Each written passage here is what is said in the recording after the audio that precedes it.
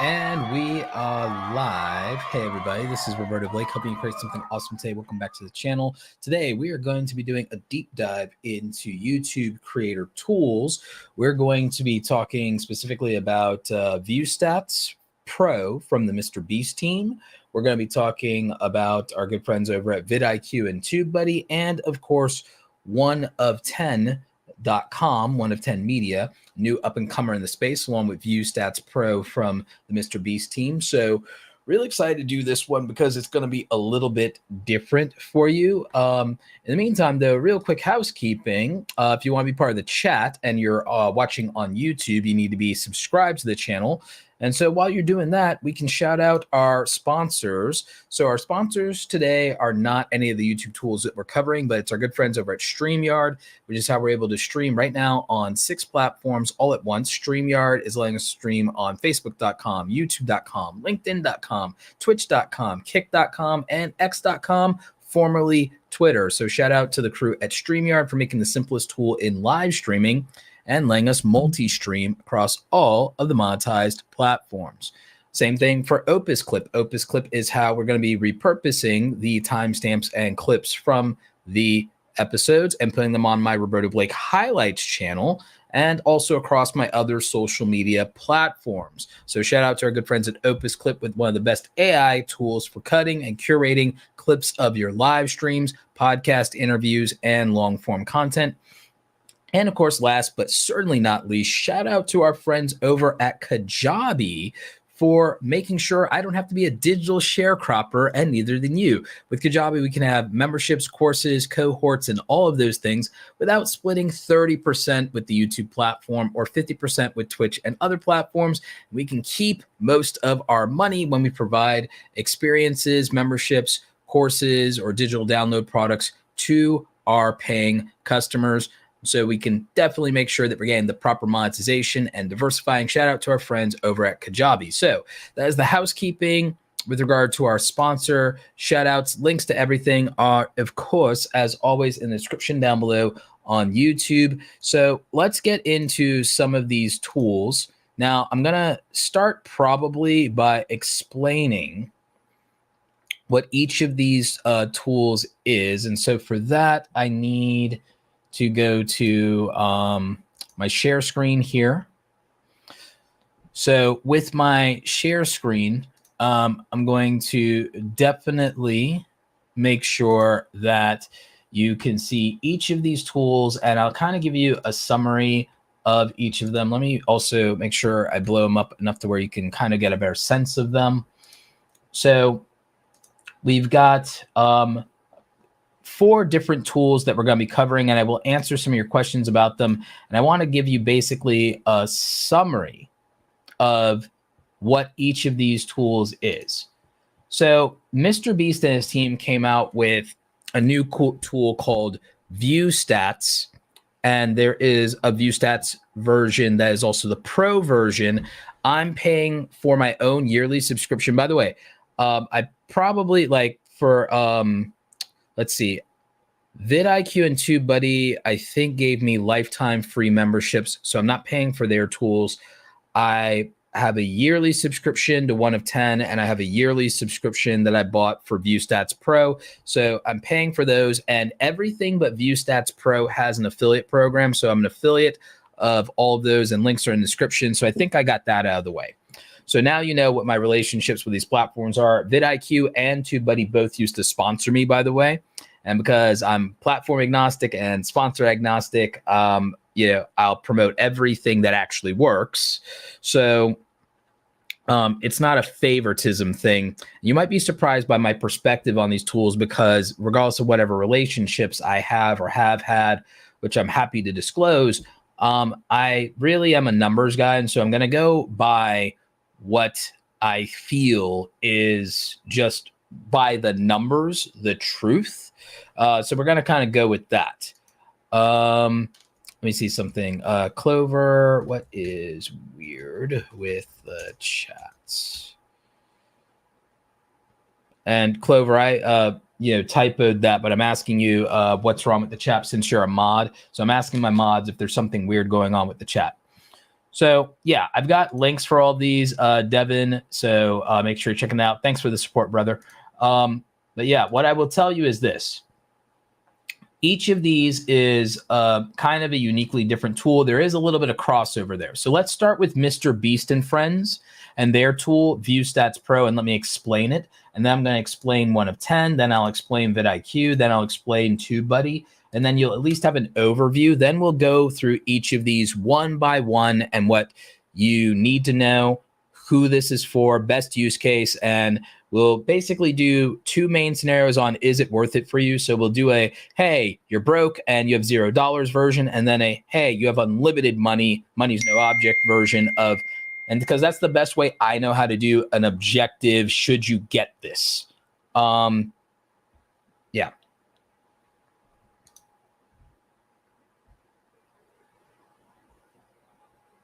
Oh, wait, it says only viewers selected by a channel can send messages. Let me make sure that that's turned off. That's a weird setting. So let me set it to where subscribers can send messages, because we don't want to do that. So actually, we'll start with turning on a mode where anybody can send messages.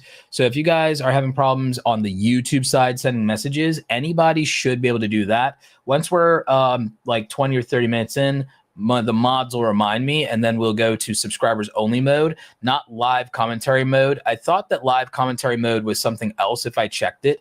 What I really would have probably meant was subscribers only mode, but right now we'll just open chat to everybody and anybody, and then about 30 minutes in, have one of the mods remind me to go to subscribers only mode. And we'll let anybody who subscribes even for a minute comment for sure. So if you're having trouble in the chat, you should be able to do it now. So you should be able to chat again now. So yay for that. And thanks for the mods for keeping me up to date on those things. So shout out to CleverTack and all the mods. Mod squad. So anyway, let's go with Viewstats Pro. Viewstats Pro from Mr. Beast. Regular viewstats.com from Mr. Beast and Friends basically is just like Social Blade if all you use is the free version. So if you use the free version, it basically ends up being like Social Blade.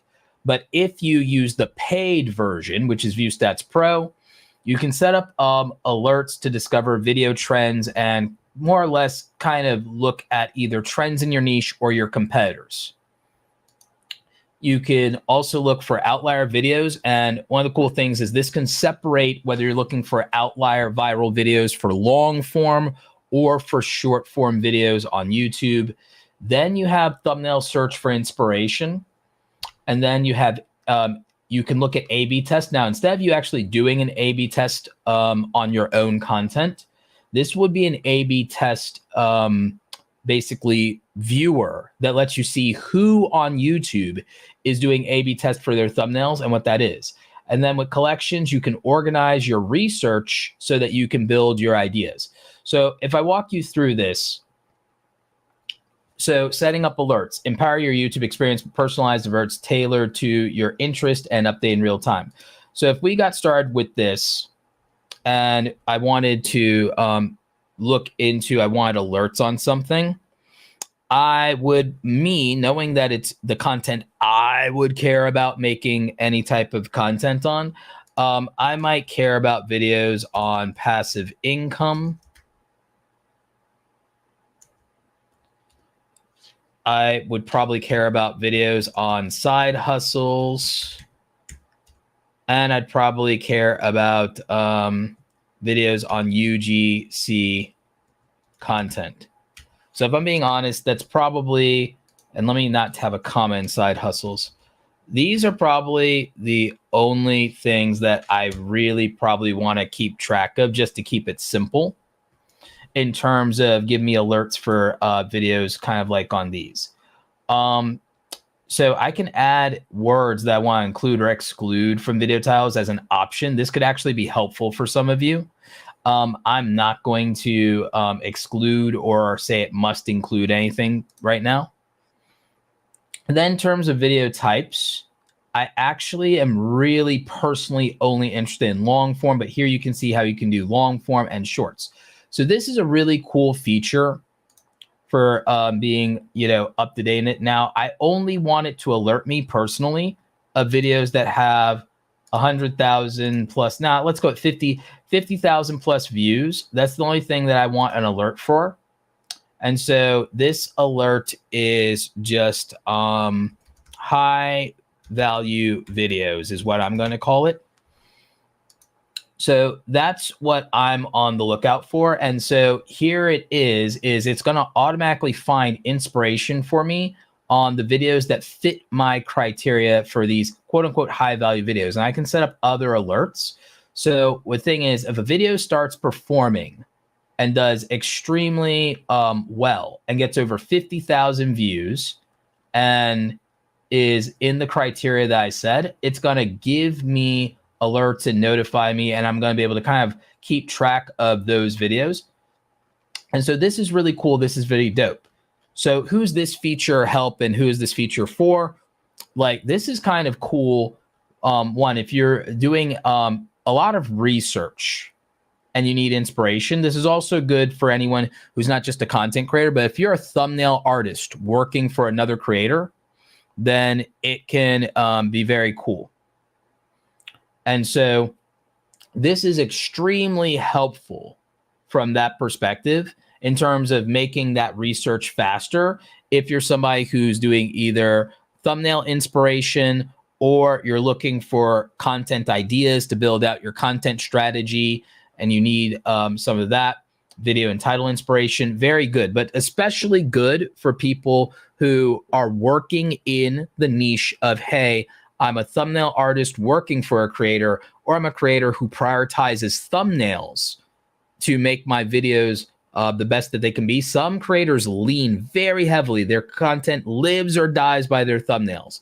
That's what and who this would help the most. So that's a feature in Viewstats. And then you can see how this can help you identify outliers. Then you can obviously collect outliers, and you can use search filters and parameters like how many views it got, channel size. You can use outlier score, which I rarely use, how recently it was updated or uploaded rather. And so that would help you. And then, of course, you can differentiate between YouTube long form and YouTube short form. And you can have thumbnail view, or you could have list view here. And you can see that for whatever you pick. It also gives you some of the most normal or prominent categories in YouTube. We actually did a monetization review of what a good business model would be for every niche when it comes to this sort of thing. So this is just a quick overview of some of the features of Viewstats Pro. I'm going to come back to it. I'm going to give you a quick top line kind of overview now of VidIQ. So VidIQ might be the most robust tool out of this, and VidIQ and Tubebuddy are more similar to each other. Viewstats Pro and 1 of 10 are more similar to each other than they are similar to the other tools here out of our 4 tools. So VidIQ is one a lot of you might be familiar with. Now, I'll tell you that I think this has the most tools right now, but both of these other platforms are newer, and both of these other platforms focus specifically on ideation topic and focus on outliers as well for titles, and then inspiration for thumbnails. So, and then also recency and relevancy. So the thing is, Viewstats Pro and 1of10.com are tools that are almost entirely built on topic, title, thumbnail, and timing in terms of what they try to help you solve for. What I will say is, since Viewstats Pro only lets you look at other people's thumbnail testing and doesn't let you do thumbnail testing, for doing your own thumbnail testing, that is where Tubebuddy comes in.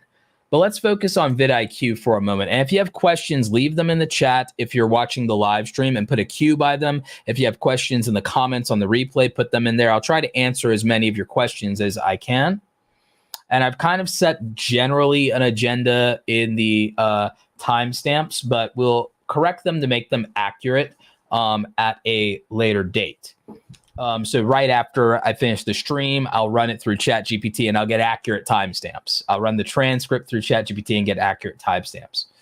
So here's the thing. With VidIQ, it has the most overall tools. So it can help you with theoretical keyword research. Now, keyword research is not the same things as tags. A lot of people keep mistaking keywords and tags. When people say tags don't matter, they're talking about the tags feature in YouTube. When people say that, though, they're confusing it with keywords. Keywords are important because of your script writing, and your title development should revolve around keywords. And keywords are not just about search. Keywords are about topic categorization and filtering. Now, something in a best and worst advice for YouTube video that I'm working on, best and worst YouTube advice, outdated YouTube advice. Something I'm working on for the outdated YouTube advice video is whether tags matter and whether categories matter. Categories are like when you pick how-to, education, gaming, picking those categories. If your main concern was views, then categories and tags don't matter. However, anecdotally, they do help categorize you for ad placement. And I say that as someone who's an advertiser on Google, and Google funnels the advertising for YouTube. Google owns YouTube. The ads come from Google. The ads don't really belong to YouTube. YouTube is just distribution. Advertising really has nothing to do with YouTube. It has everything to do with Google, and YouTube is just a distributor for the ads. So y'all need to think about that. And watch this. I never thought about that. Right. Keywords can also be important for context. Absolutely. So don't conflate keywords with tags, but do understand a purpose that tags can serve outside of YouTube, because the problem with YouTube creators is we tend to think of everything through the lens of views and subscribers. And when you do that, you're leaving out why tags can still matter. And part of it is there are other things that use that. And one of those things is still Google Ads. And why do I know that?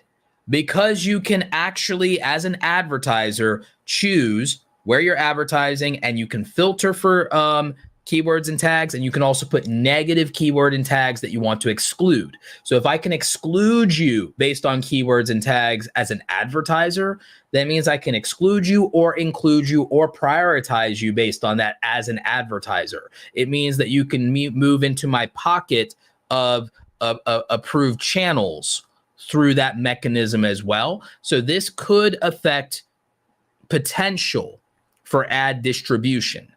So the reason that I feel that bigger creators like Mr. Beast and friends, they don't have to think about or worry about those or say tags don't matter, because all they have to worry about as bigger YouTubers is getting enough views and getting enough sponsors. When you're a smaller YouTuber, I'm kind of like, use every trick you have to get an edge, because you're a small YouTuber. 90% of all the views on this platform go to the biggest creators. So if they say tags don't matter, I don't disagree entirely, in the sense that tags aren't going to help you compete with the top 3% of channels monopolizing 90% of the views on the platform. No, tags aren't going to be your advantage there. What will be your advantage there is a better topic, a better title, a better thumbnail, taking advantage of timing and trends, having evergreen content. And yeah, if you can win in search, that's going to help you. But tags aren't about you winning in search. Keywords are. And there's a difference between keywords and tags.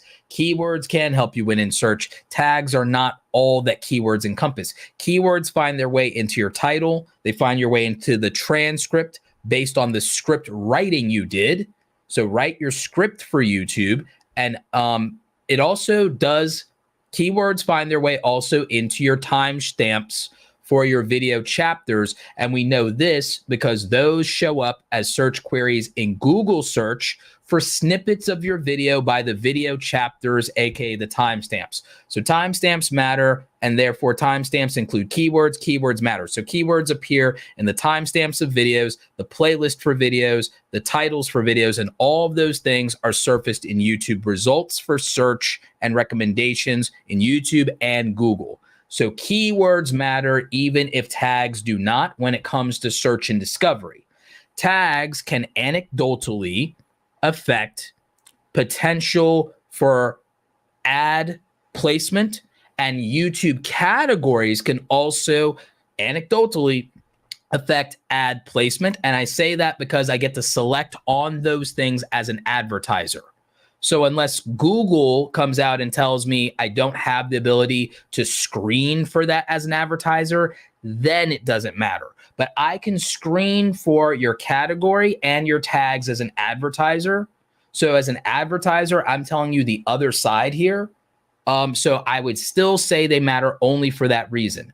Famous YouTubers don't have to care, though. So that's where their advice is coming from. As a not as famous YouTuber, I say we take every advantage we can get. Okay, savvy? We all on the same page? All right, so let's get into VidIQ.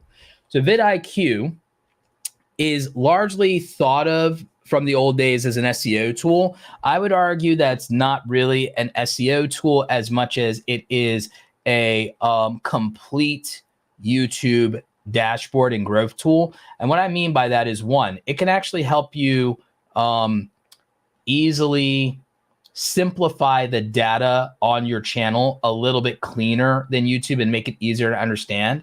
That can be incredibly helpful.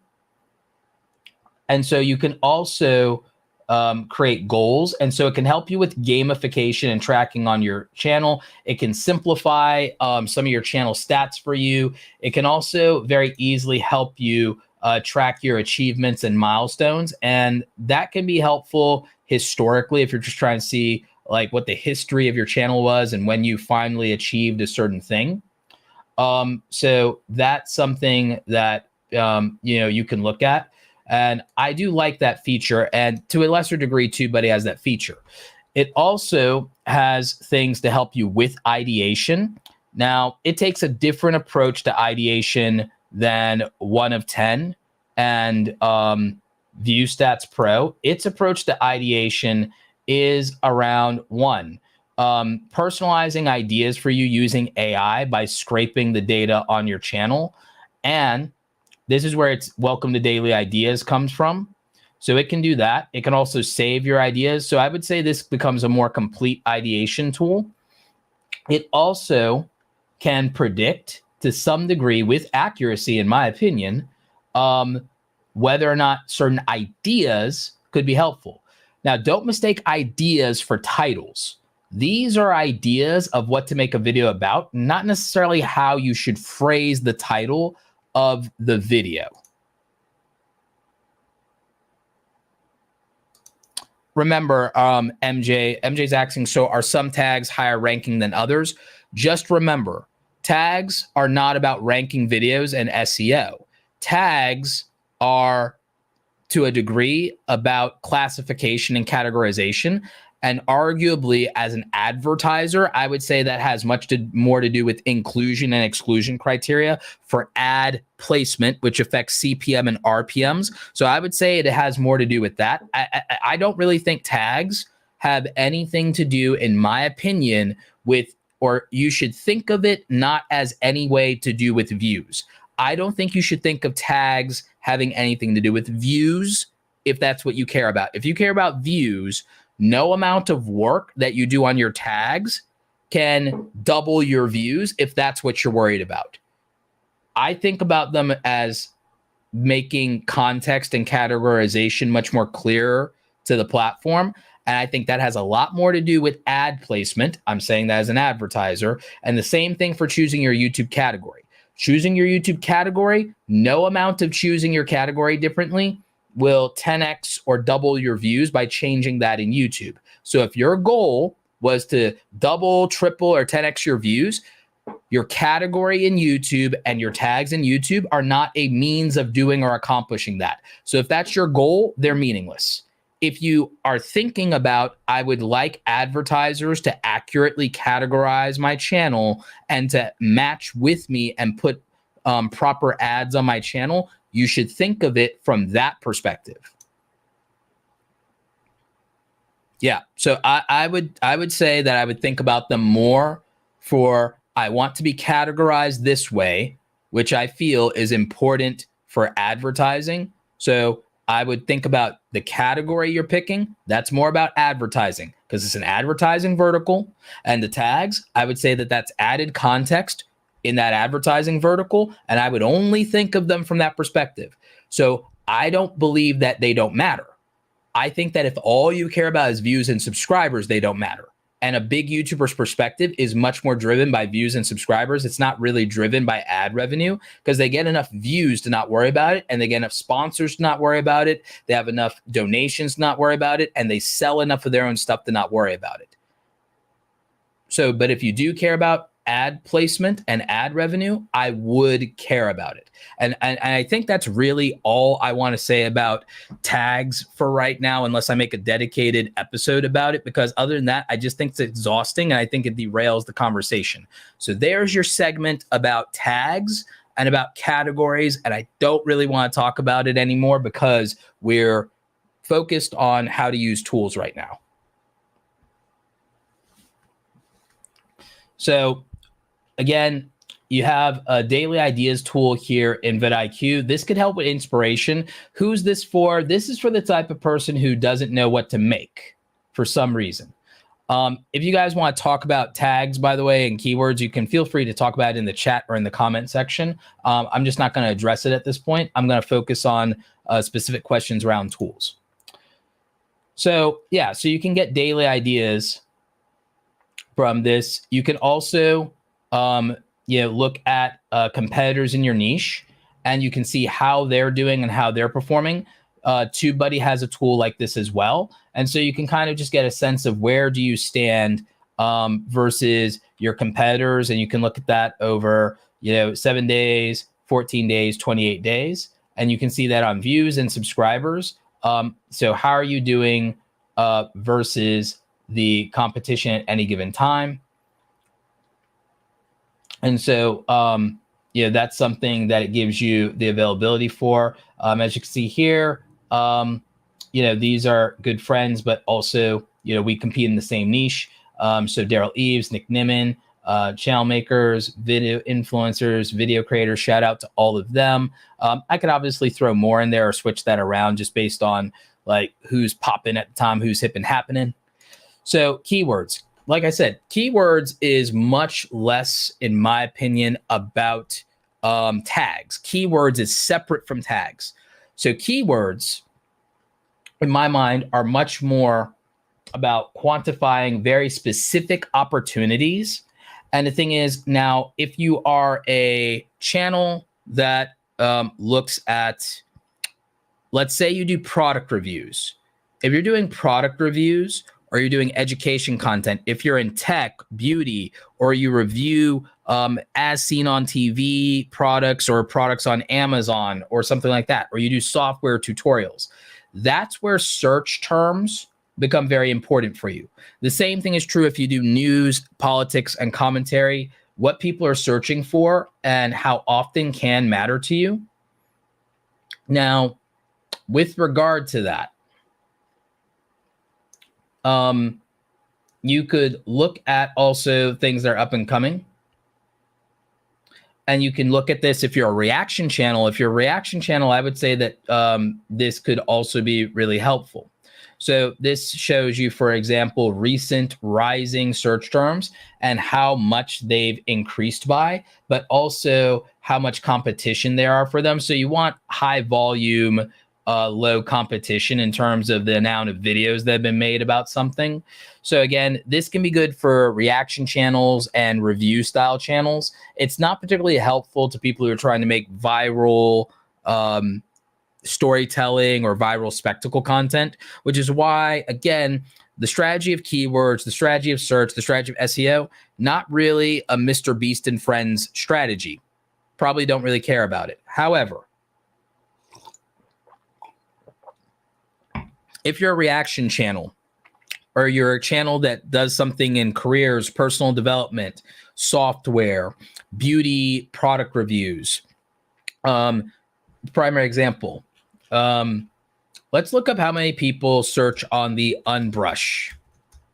Let's just see if we can find any information on Unbrush. and related keywords to that. So right now, it's not really a lot. There are some keywords and there is, something to that. And we can see the trending videos for Unbrush. Now, it depends. Look at this, but it's about how you go about it. So Natural85 did a video about the Unbrush from the angle of I bought the viral TikTok and Timo straightening brush. So that's theoretically related. We can see that that got 100K views. We may not feel like that's a lot, but maybe it is for the actual thing it is. But the thing is, I'm sure that probably drove some affiliate sales. So, that could be a thing. Let's look at what related keywords could be for that. So you have people, Unbrush hair review, so on and so forth. So the thing is, right now, this moment, this is not popping. But when the thing first came out, maybe it was. Maybe it was popping when it first came out because it was a big TikTok trend.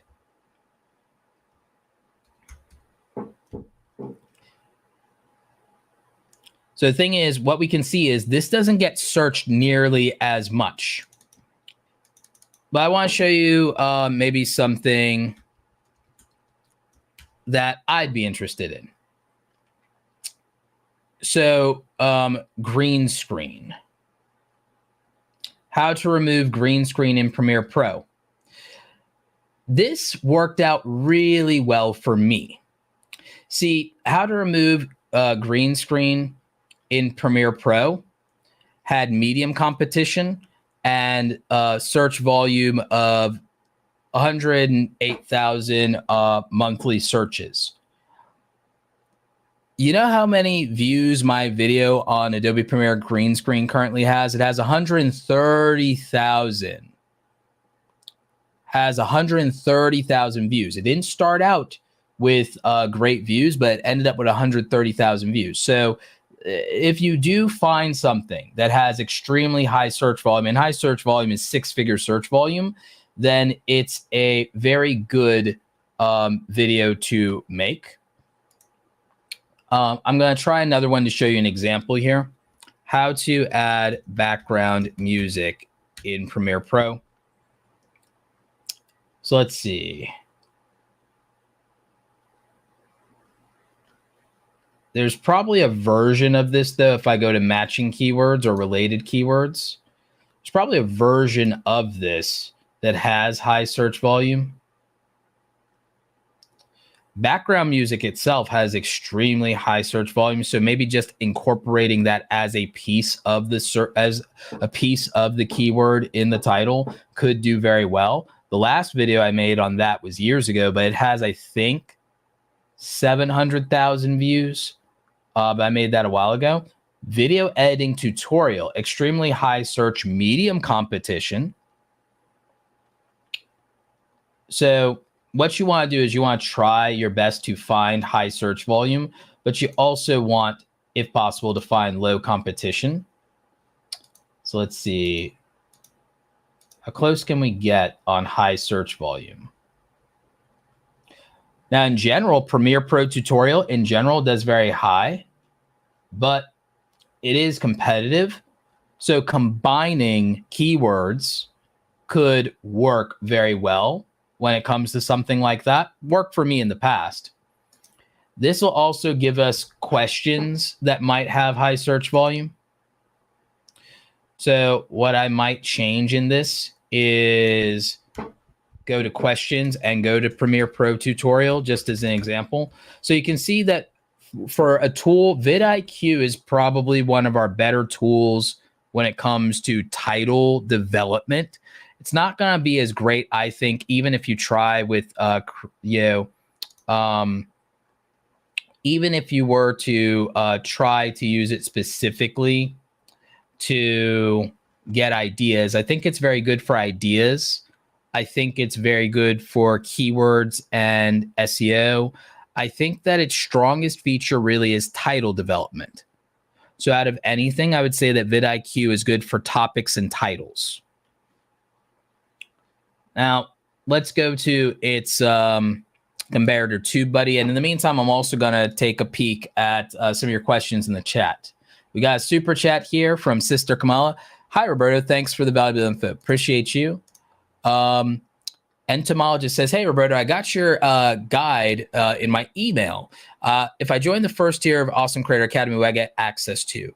So if you join the Awesome Creator Academy Pro group, it actually tells you what you get access to. But the main thing is our twice a week live office hours with the group. You get access to 100 hours of training videos sorted by across, I think it's 12 categories that we have. So you can use that. And then you also get access to all of our existing digital products, including hundreds of templates, all of our ChatGPT creator prompts, our PDF frameworks, and much, much more, with more to come. So those are the things you get access to. If you guys want to check it out, you can go to awesomecreatoracademy.com. All the info about the Academy Pro group is there. I just dropped the link in the chat. It's, of course, also in the description. So thanks for asking about that. Always happy to talk about the Pro group and what we're doing over there.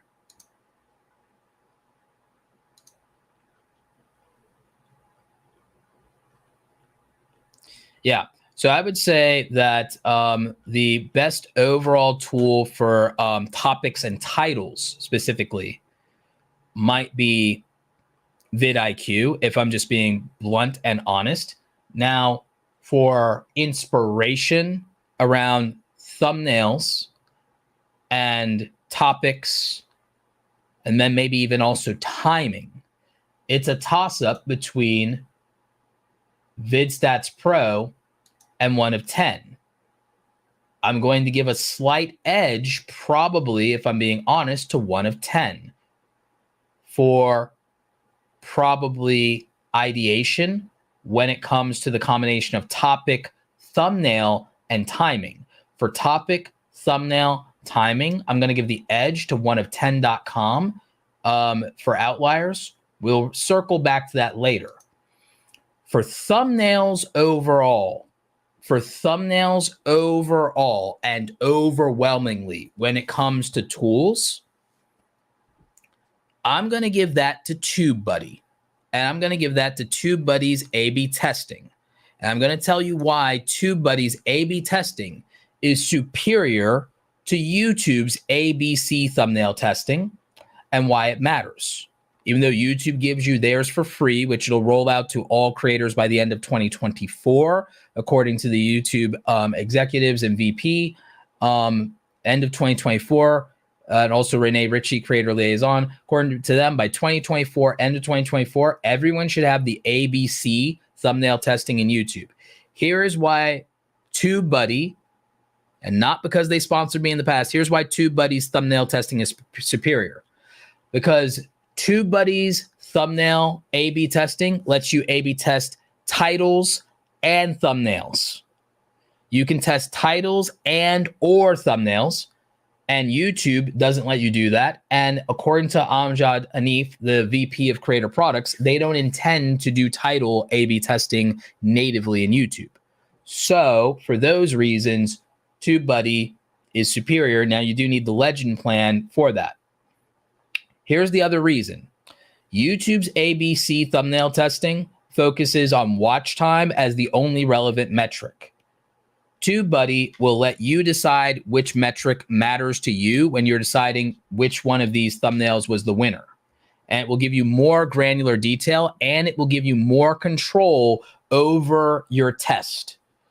So it will tell you the click-through rate and which one was better there, but it will also tell you the watch time per impression and the engagement rate and which one was better, the original or the variation. It will also granularly break down and show you the days over that, and you can kind of get a sense of it so that you can feel like it's a fair test. It will tell you which traffic sources performed best and differently on the variation and the original. YouTube does not do that. And it will tell you the difference in the daily engagement on that and which variation produced more subscribers and comments by comparison. So that's a lot of detailed information, and YouTube's version does not give us that.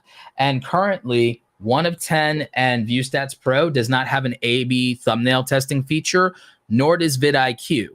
So for A/B thumbnail testing, if that is something you care about, and if you care about control over which data point you make a decision on around your thumbnails, then TubeBuddy matters. That's why TubeBuddy would matter for someone who's the YouTube thumbnail artist for creators, and it would matter for a creator that spends a lot of money on having their thumbnails designed. So that's who this would be for, and this makes sense, for the full-time creator. Now, Andrew Can also makes a point. When it comes to A/B testing, it's not a true A/B test, whereas YouTube is. And I do agree with that. It gets a little complicated. But I will say, even without it being quote unquote a true A/B test, I do feel that the more granular data exposure is going to be better for decision making than YouTube's is. But YouTube's is going to be the more accessible option.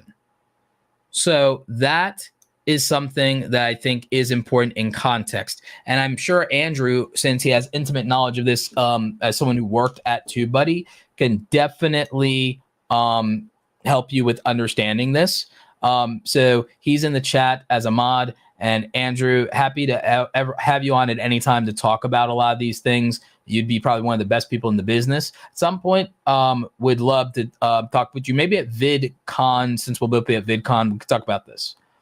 So this is, I think, frankly, I feel like this is one of TubeBuddy's best features.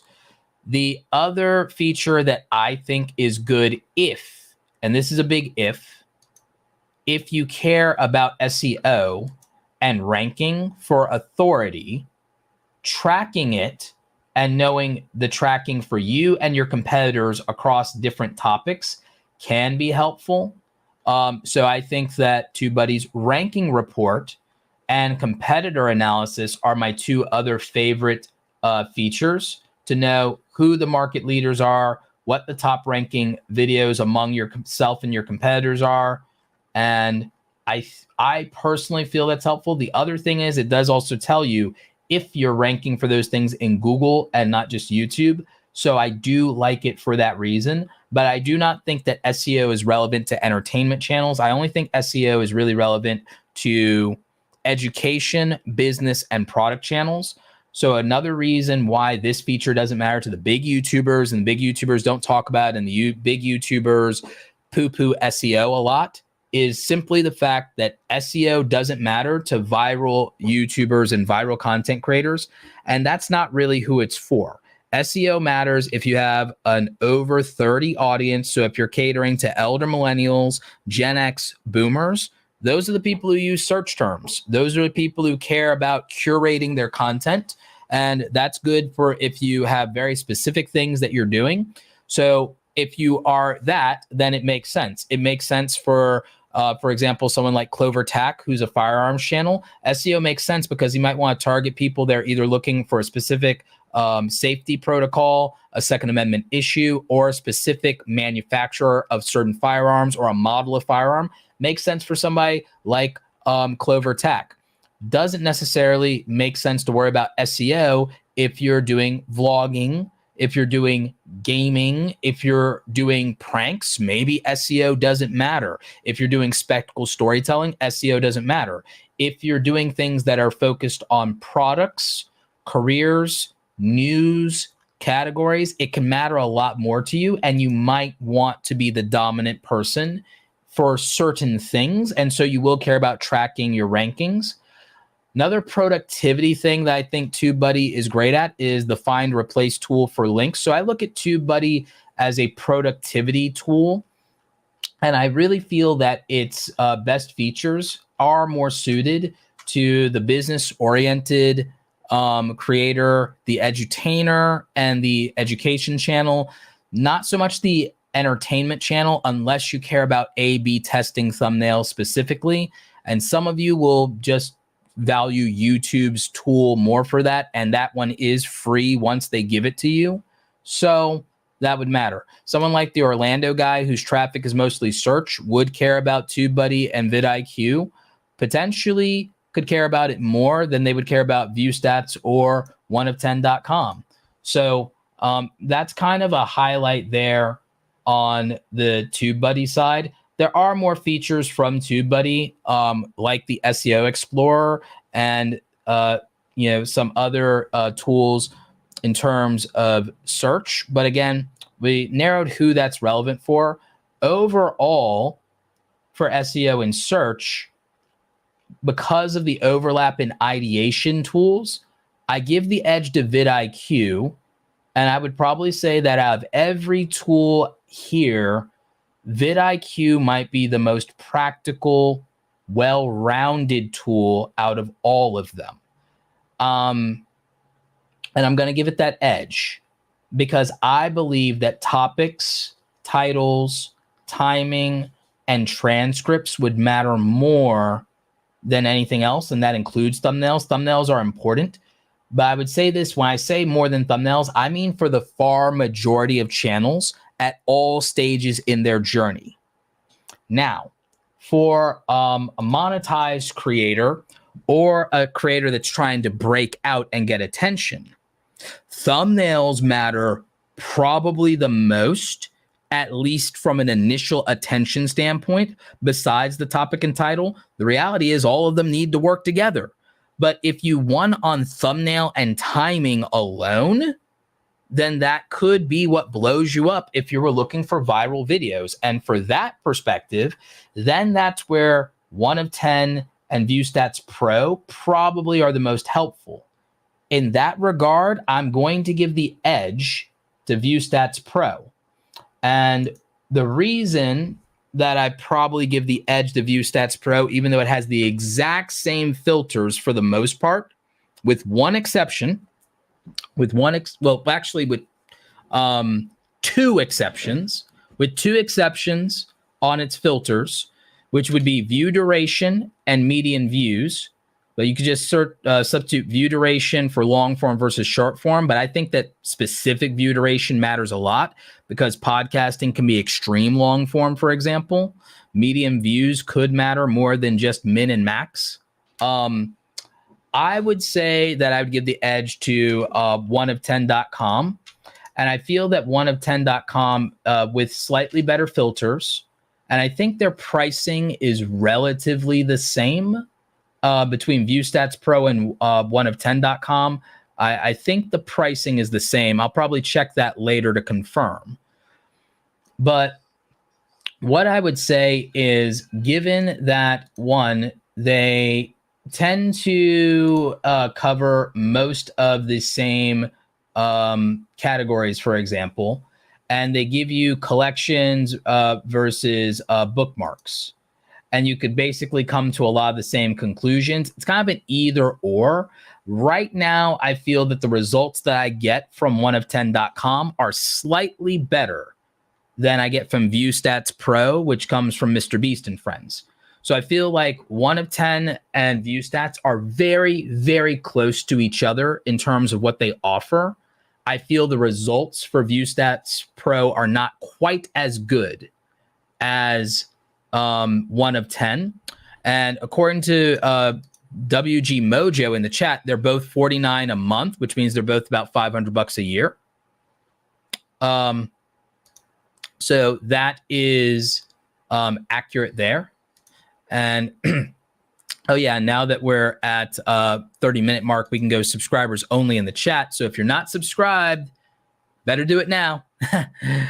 So let's check that out. Boom. So we're doing that subscribers only mode for YouTube for the chat. So what I would say about this one, and let's try and find a viral outlier video around $10,000 a month. 1, 2, 3 a month. That's a popular one. The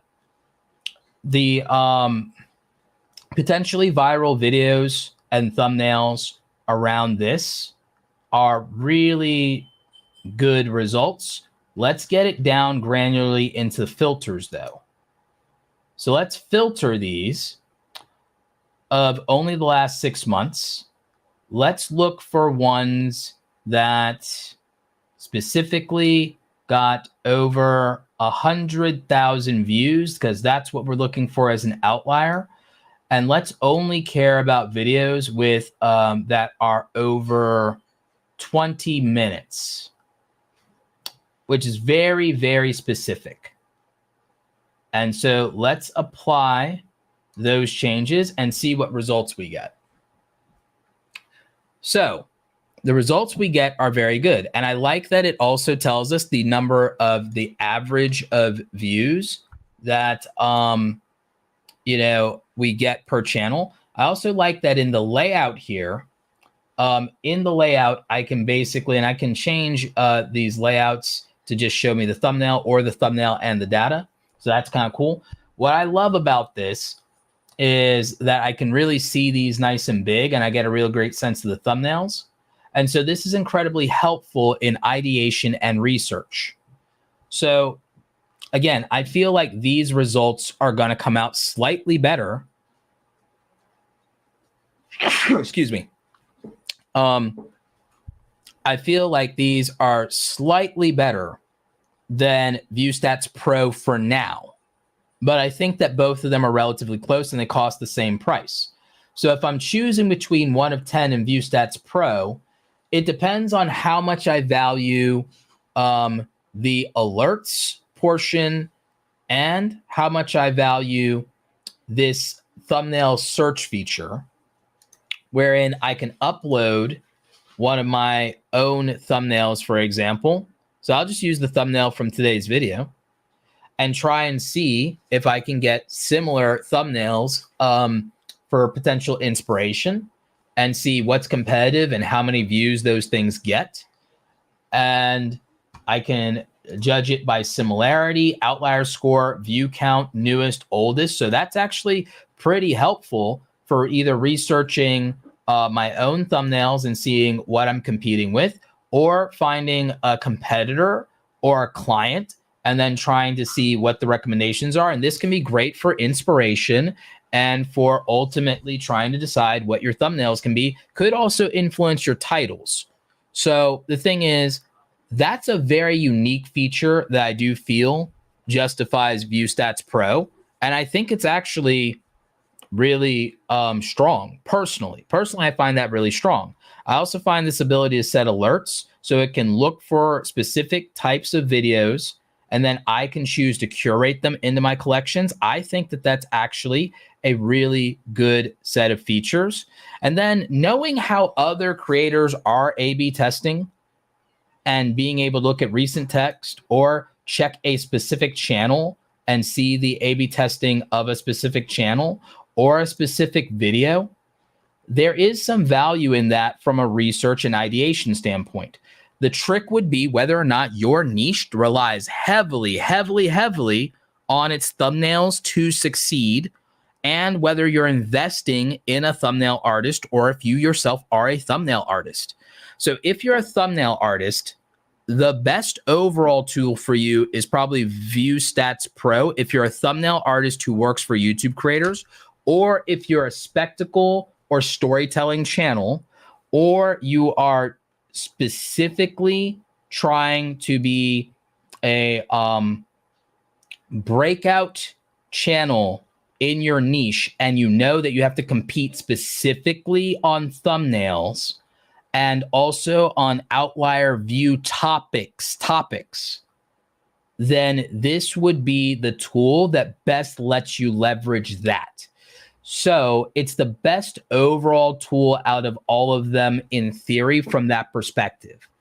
Now, if it's specifically idea more than it is even thumbnail, if it's more the idea itself and it's going more in line with that, slight edge to, for now, 1 of 10. Now, based on knowing Chucky and the Mr. Beast team, as well as a lot of the people involved with 1 in 10, what I can tell you is these tools are both in their infancy and will only get better. They will only get better. The only reason to choose between them is budgetary reasons. Now, if you are making really good money, you just do what Roberto does. You use everything. You pay for everything. You buy it all, at least for a year. You throw thousands of dollars at this because the reality is it's a fraction of your yearly income.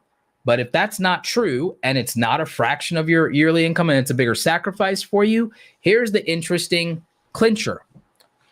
The best $0 versions of tools are Tubebuddy and VidIQ. At $0, they're the best tools. At $20 or less for some of their versions, with Tubebuddy having a $5 version discount if you're a very small creator, and having a $19 a month or less version as well with Tubebuddy. Tubebuddy is the best tool for the least amount of money in the paid version, and VidIQ and Tubebuddy combined in their $0 versions are the best overall combination. That's the irony. So if you have $0, it's Tubebuddy and VidIQ. If you can spend less than $50 a month, it's Tubebuddy and VidIQ for less than $50 a month. If all you had is $50 a month, you have to choose between one of 10 and Viewstats Pro. And it can just depend in that case. I would argue if you're more topic, it's one of 10. If you're more thumbnail, it's Viewstats Pro. MrBeast is very, very thumbnail. So Viewstats Pro emphasizes thumbnail much more heavily.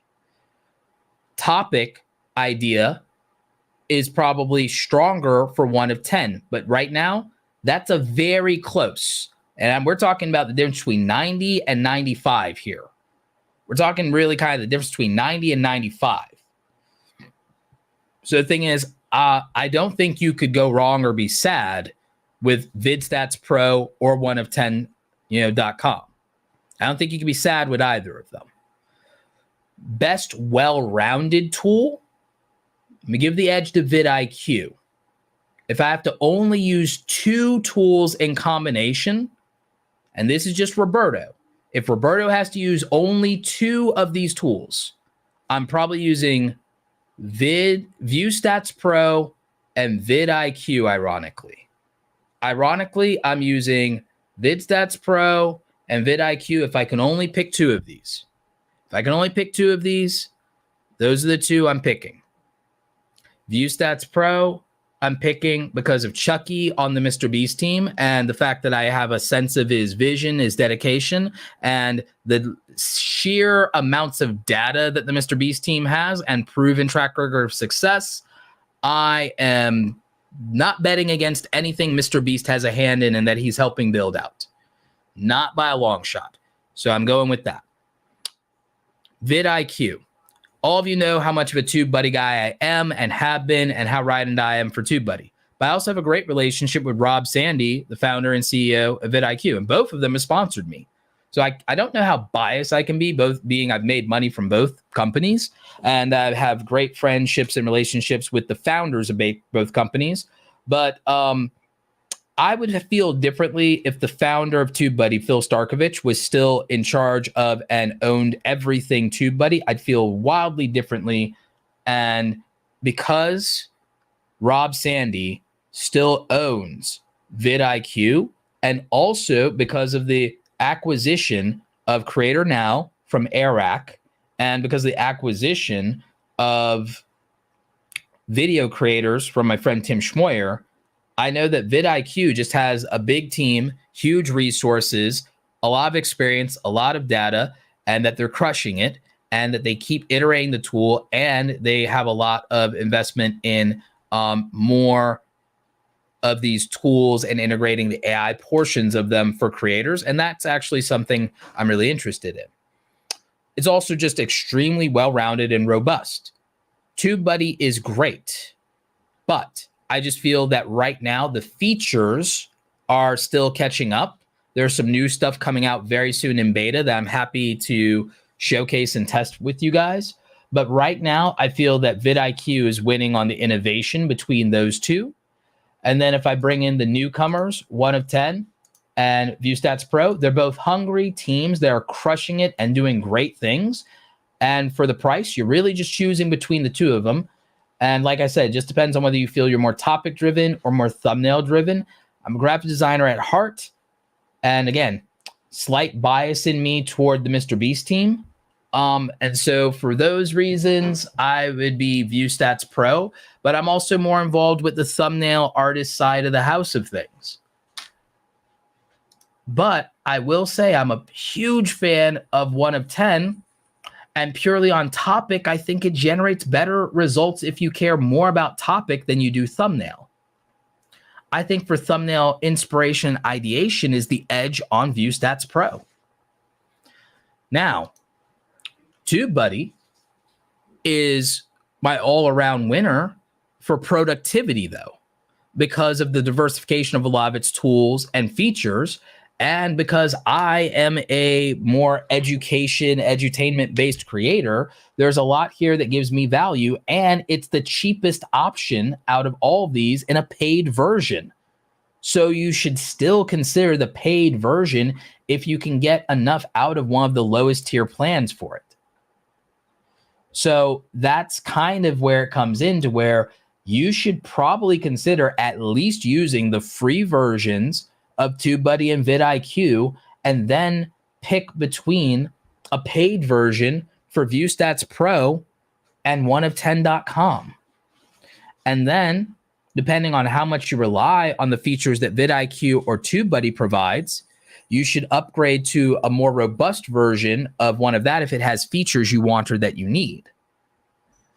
If all you value was the thumbnail testing component, it depends on how satisfied you are with YouTube's free version of thumbnail testing.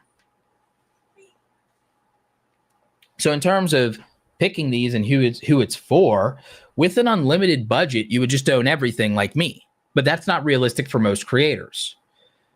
In that scenario where you're a budget creator and you don't have a lot of money, you would use the $0 versions of VidIQ and Tubebuddy. And then beyond that, you'd be picking whether or not you're going to use a paid version of 1of10.com or Viewstats Pro. And then it just matters whether you're more topic or you're more thumbnail. If topic and timing / trends matters the most to you, 1of10, hands down.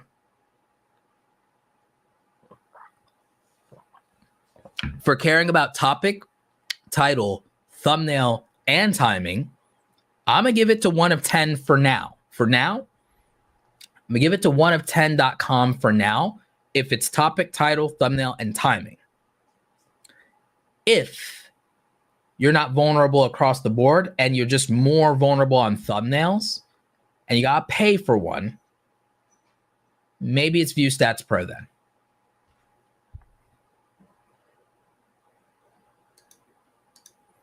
So Max Matrax says, I'm just calling him Max. Max says, I pay for VidIQ for 1 year, and I think when you don't know what you're doing, it's not that helpful. Or I think when you do know what you're doing, it's not that helpful.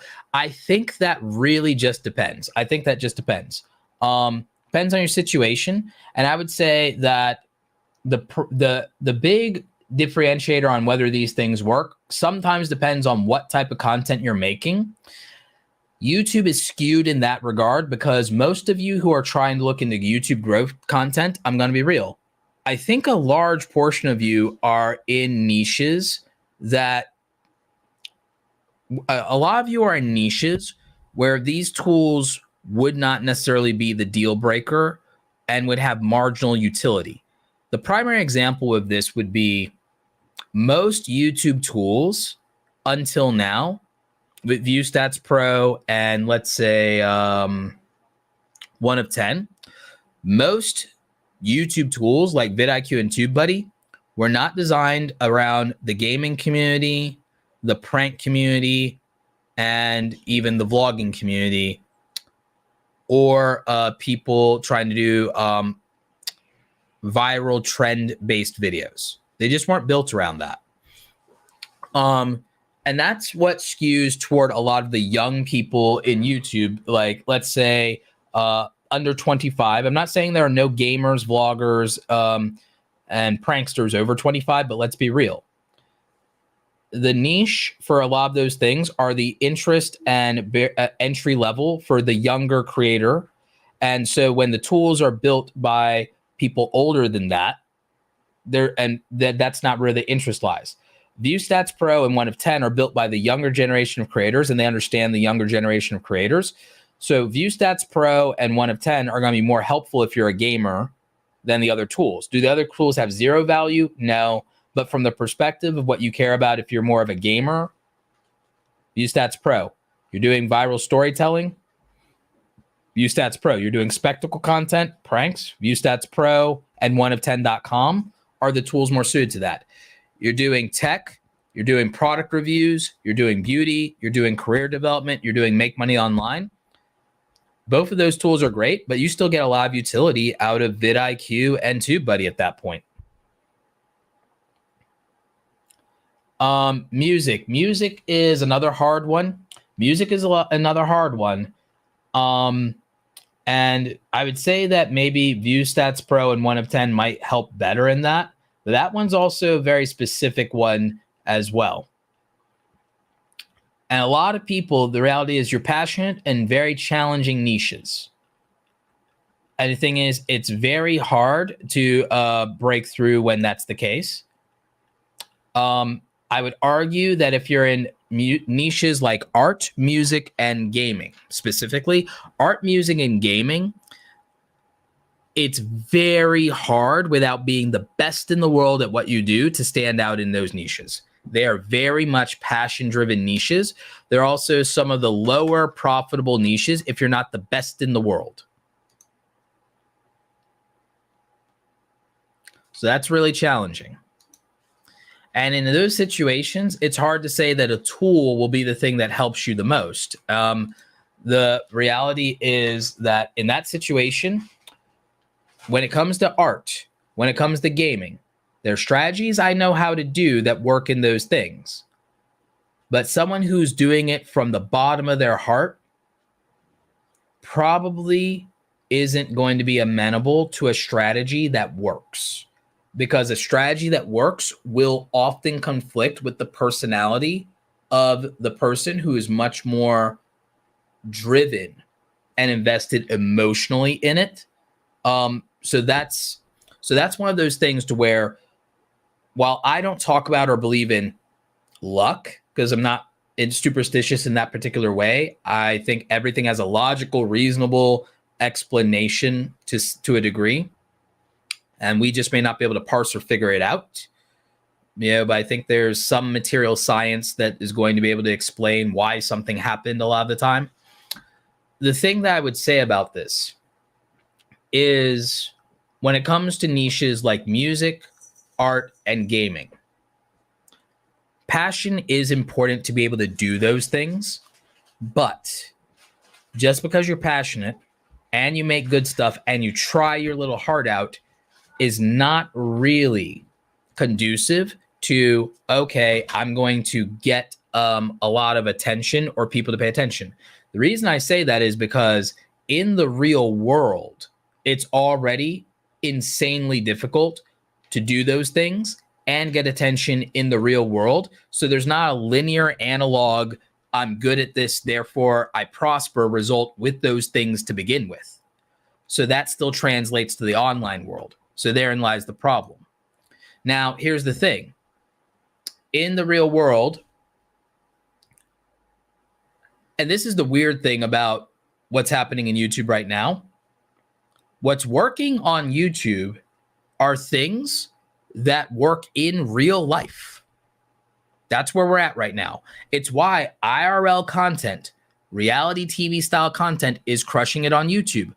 Right now, a lot of people can't get work, can't get high paying work, can't make a living wage. So guess what's working in YouTube? A lot of career development content is working in YouTube. Personal finance content is working in YouTube.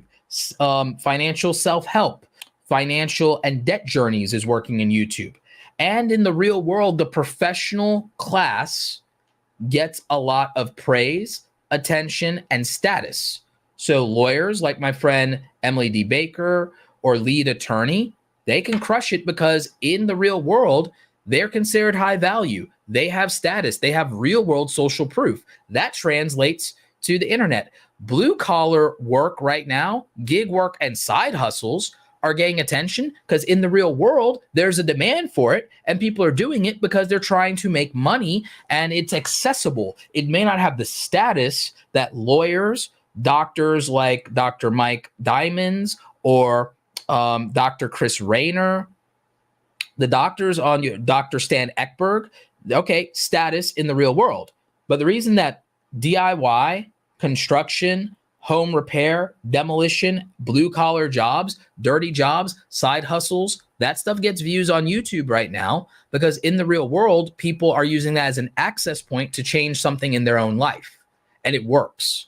So the thing is, real world success, real world social proof, real world accessibility to things, those things do well for that reason. It's the same reason the travel niche works and also why budget travel videos work, because escapism and accessibility. So those things have a real world correlation with attention or desirability or results. And that's why that works. So, and it can, and the thing is the views will match that. In a lot of cases, that's why the views will match that. So that's why IRL content is winning on YouTube right now. And that's why these things are wildly successful. Now, why? Okay, Roberto, that explains that. So why do things like vlogging, gaming, art, and music struggle on YouTube?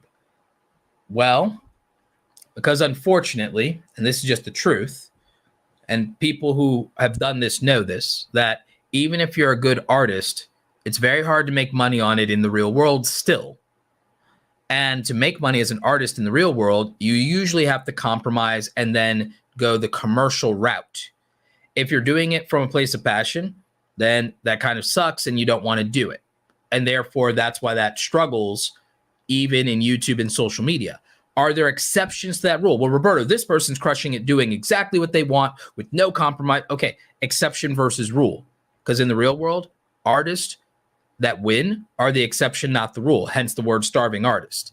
Unless you go the commercial route, which a lot of people don't want to do. The commercial implication of this is graphic design YouTube wins, whereas art YouTube often struggles or has peaks and valleys that are very reminiscent of feast and famine in the art world. So it's a little rough. Of course, there are exceptions to this rule, but it's the general trend and general truth. And so that's why it's easier for Chris Doe or Will Patterson to do well in the creative space on YouTube than someone purely doing art. While not impossible, again, one thing is more difficult to monetize and to get consistent views and to win on search with than the other. And they're optimizing around what will work because they're businessmen versus optimizing around what you love, which is the passion of doing the art. So therein lies the difference. Same thing with music. Doing music and doing, okay, here's what will work commercially, or here's what's trendy, here's what's popping. That's what will work. Hence, someone like Boy in a Band, for example. But when you purely, oh, it's about the art, it's about what's in my soul, it's about what I want to do, it's, it's all those things, not as reliable to do consistently and to make money and to get views and to get attention. Same way in the real world, even if you were good, even if you are the best in the world, it still sucks. Primary example, there's a concert violinist who sold out in New York for seats starting at $5,000. He goes in the subway, plays the same thing he played for the upper class, the same thing he played for the upper class. He played the same high level, orchestra level, concerto violin for the everyday people in Grand Central Station and made a whopping $50. So $5,000 a seat, $50. Same quality of experience delivered by the musician. So the problem is, in a lot of cases, if you're the best in the world, catering to an elite, exclusive, smaller market that's more affluent delivers the result for an artist, whether it's the great painter in the gallery, the great musician in the concert hall, It's the affluent elite that supports that endeavor, and therefore you have to cater to them. If you give the same thing to the masses as a musician or artist, you're not rewarded for it. I hate to break it to people, but that's just literally been proven true throughout history. Unfortunate, and it's unfortunate. The regular average person's not a patron of the arts in that way. So that's why artists and musicians also still struggle on the internet for exactly the same reason. You know? Yeah. I know Boy in the Band hasn't been relevant for a while, but he's the one I could think of that's not making music nursery rhymes in the music niche that has millions of subscribers. So that's the issue. Is the thing that makes millions in music on YouTube, makes a crap ton of money, is nursery rhymes. Because the only other person besides Boy in a Band that I can think of from the music side is my friend Peter Hollins. But again, with time, not at the top of the ladder anymore, but Peter's still crushing it, still great, but not where it was, not at peak. So, you know, it is what it is. But music nursery rhymes is the music in YouTube that works. The most, isn't like Baby Shark still in the most top 10 viewed videos of all time at this point with like 1 billion views or some absurd thing like that? It's crazy. So, I mean, that's ultimately what works, right? That's what works at scale. In fact, out of the 10 channels that are over 100 million, 2 of them are children's nursery rhyme channels. So it's Z Music and Cocomelon. Z Music and Cocomelon. And I think both of them are bigger than PewDiePie right now. So it's Z Music and Cocomelon. Those are both children's nursery rhymes. 2 channels that are getting more views than Mr. Beast cater to children. Kids Diana Show and Like Nastia. They're both 100 million subs. They don't have as many subs as Mr. Beast. They consistently both get more views than Mr. Beast every 30 days in YouTube. And it's not even close.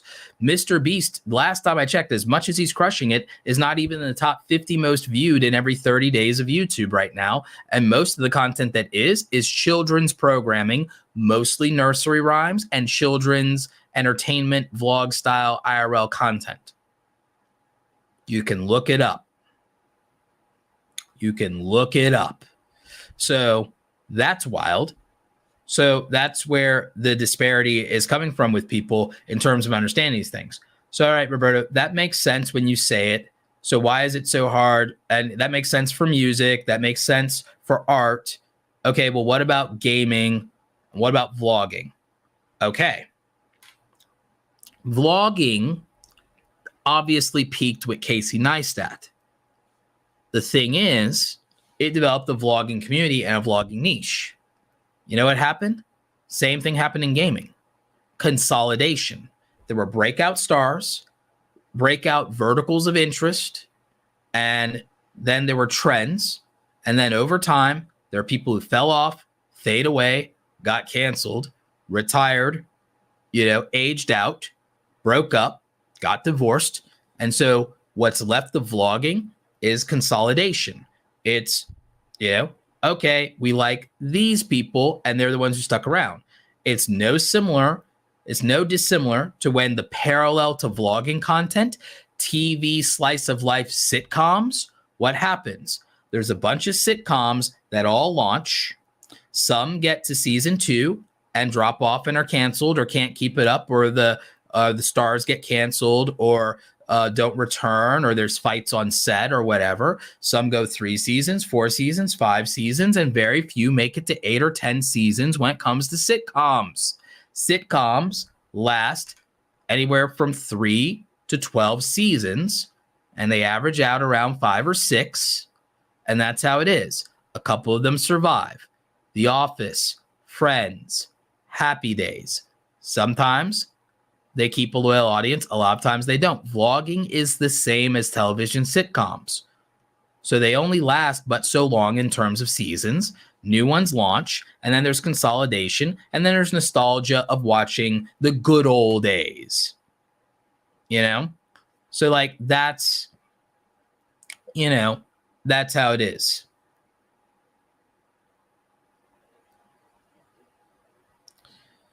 So that's the vlogging niche. The vlogging niche happens to end up consolidating around whoever survives, you know, past season 3 or 5. If you survive season 3 or 5, there's still some room for a while unless you screw it up. But it's also hard to be a breakout that lasts. And by season 3 or 5, I'm talking about 3 or 5 seasons, not from the day you started, but from the time you became relevant. Because other than that, you're still shopping around your pilot, basically. So it relates to the concept of the television niche, which is also why the new vlogging is not the quintessential low-budget daily vlog anymore. The new vlogging is IRL, slightly scripted, dramatized, TV-style, reality TV content done in vlog-like fashion. So vlogging now is a cinematic style more than it is a genre of content. So now it's just storytelling content with vlog-like elements. So that's what it is. Okay, Roberto. What about gaming? Okay. Gaming has a multifaceted, multi-dimension set of problems because gaming has multiple categories and multiple genres onto itself. There's fighting games. There's FPS games. There's real-time strategy games. There are battle royale style games. So on and so forth. There are online trading card games. You know, so and I come from a lot of this world. I was big in Call of Duty Black Ops 2, big on Yu-Gi-Oh! And Magic the Gathering Online. Still Platinum, I think, but not Mithril in Magic the Gathering Online. Platinum League and Yu-Gi-Oh! Master Duel as well, now that I think about it. So back in StarCraft, I would rank Gold League in StarCraft for those of you who are old school RTS fans. So and fighting games was big in Smash, but also in Marvel vs. Capcom and also Street Fighter versus SNK. So, and if you're very old school, then Bushido Blade, Bloody Roar, and Rival Schools. So anyway, old school, 2D fighter game, a little bit of Tekken. So I know every genre of gaming, and I used to be competitive back when you would do tournaments at an arcade instead. I was competitive right before esports. So this is way back in the day for me. Never really brought it to the YouTube space. Was kind of over it by then, focused on other things, blah, blah, blah, blah, blah. So it's not like I don't know gaming. And I coach about 50 gamers a year.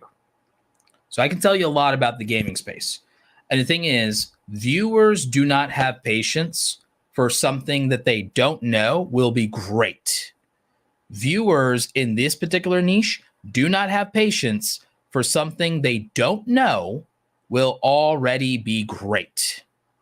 And therefore, it's very hard, unfortunately, for new creators, because new creators in gaming, one, even if you're really good, you're having it spoiled by all the people that make the lowest effort, low-hanging fruit content, make people not take a risk on small gaming channels. Small gaming channels suffer because of how few small gaming channels really try their heart out. And I mean at every level. So it's very hard. So the thing that you have to do as a small YouTube gamer is you have to make perfect thumbnails. So those first amateur level thumbnails, oh, I'm a small YouTuber, I'll be forgiven for this. There is no forgiveness by the viewer for the small YouTuber's struggle.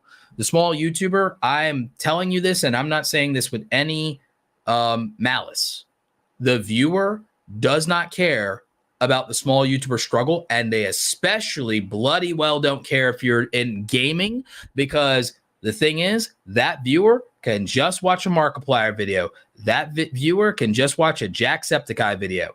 That viewer can just watch a Juicy J Clash Royale video. They can just watch Judo Sloth for Clash of Clans. They can just go ahead and watch Winsanity for FPS. They do not need to give a small YouTuber a chance, and they know that. That's where the word consolidation comes in. This is why I talk about the fact, and I'm one of the only people who talks about this, is that 90% of all the views on YouTube ever get collected by 3% of the channels on the platform. So there's 3% of the channels. There's 100 million channels on YouTube. 3 million of them take up 90% of the monthly views. That's how it is. It's consolidation. Does that mean abandon ye all hope? No, it's not. It just means that the longer you look like a small channel, and I'm not talking views and subs, I'm not talking views and subscribers. The longer you look like a small channel in production, audio, editing, thumbnail, delivery, confidence, consistency, the longer you have small YouTuber habits, the longer you will be a small YouTuber. The answer to not staying a small YouTuber forever is something I jokingly refer to as you got to bring big creator energy. You got to bring big creator energy, big YouTuber energy. You have to. So you have to put yourself in a position to where if none of your data was publicly, there was no vanity metrics, no subscriber count, no view count, you need to look as if you were a 100K or 1 million sub channel anyway, if we couldn't see your stats.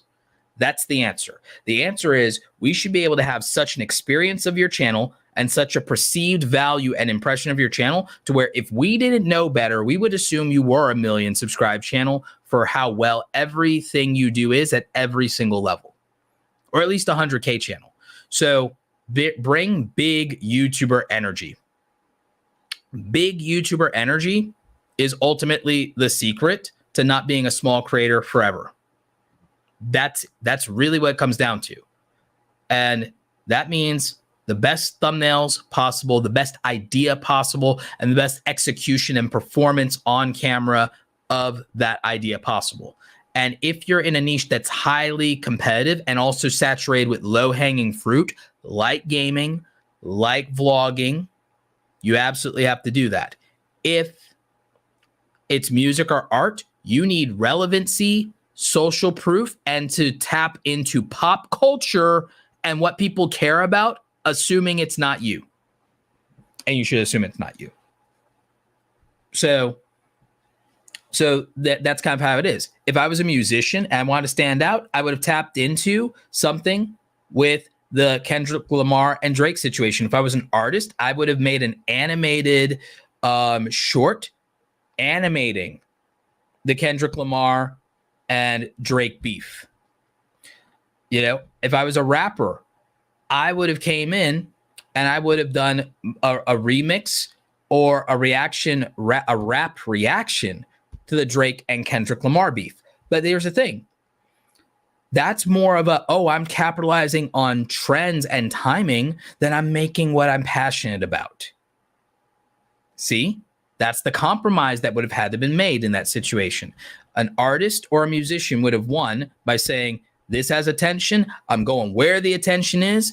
Instead of doing what I want and hoping I draw attention to me, I'm going to go to where attention is. I'm going to go to where the fish are biting. In general, this strategy is a good idea, which is why we talk a lot about the concept of topic, title, thumbnail, and timing. There are ways you can attract people to you, but a lot of the easiest way that most YouTubers win by going where attention already exists and siphoning from a full cup instead of trying to manifest attention out of thin air. That is the deal. So, you know, again, it may not be what people want to hear, but I will tell you it's the truth.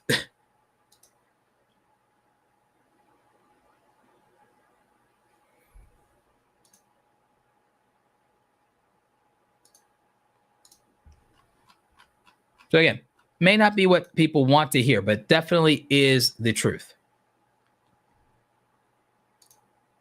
Yeah, Katie says, I believe it's the entire reason I made the "Hey there, Elon" was you said something like that 2 or 3 years ago. Yeah, exactly. It's like compared to your normal video, Katie, how many views did that get. And again, there are ways where the execution of some of these things have to be perfect, or the timing has to be perfect. So the thing is, it is a matter of timing sometimes. The good news on that video is it did get more views than you had subscribers. Now,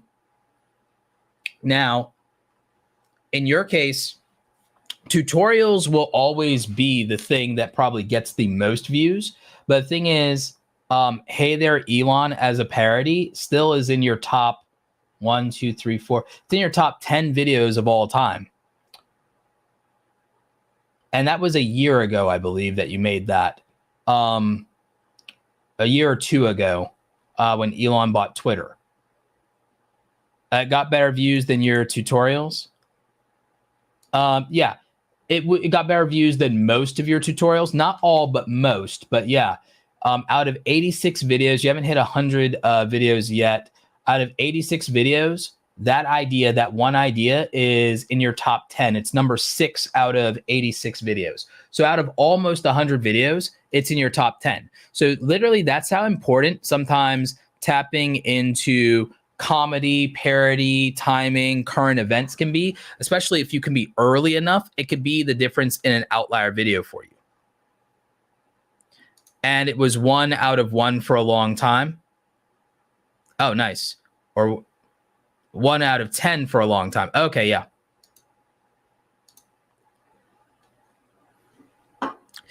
Yeah, vidIQ's add a lot of new tools. Tubebuddy is working on some tools in beta. I think that vidIQ is innovating faster right now.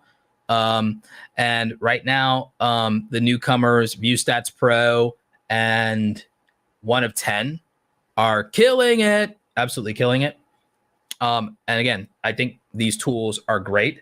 I'm probably going to end up doing a tutorial video for each of these 4 tools in the near future.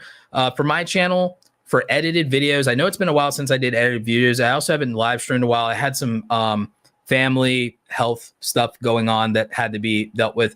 And then after that, I've had a bunch of work done on the house, still doing some renovation stuff.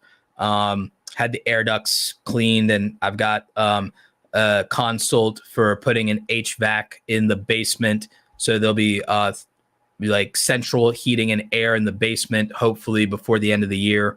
Hopefully, we'll see. And I've got an electrician coming. So I've got like a lot of stuff going on. So that's where my streaming schedule's been interrupted. I'm going to be at VidCon, and I'm also doing something in California next week. So I'm going to be in California next week, in and out real quick, come back, grab a nap, probably go to Florida for card party, maybe to see my friend Pat Flynn and get involved with them. Then what else?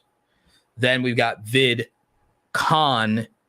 June 26th, the couple of days after my birthday and after my sister's birthday. So got to do that, come back, do 4th of July, probably do podcast summit, which David Shans is hosting here in Atlanta.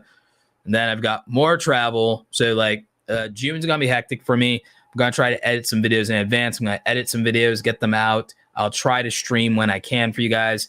Trying to still do the Monday, Wednesday, Friday streams, but we'll see how that goes. But yeah, for me, tutorials are going to come back. Tutorials still do well for my channel.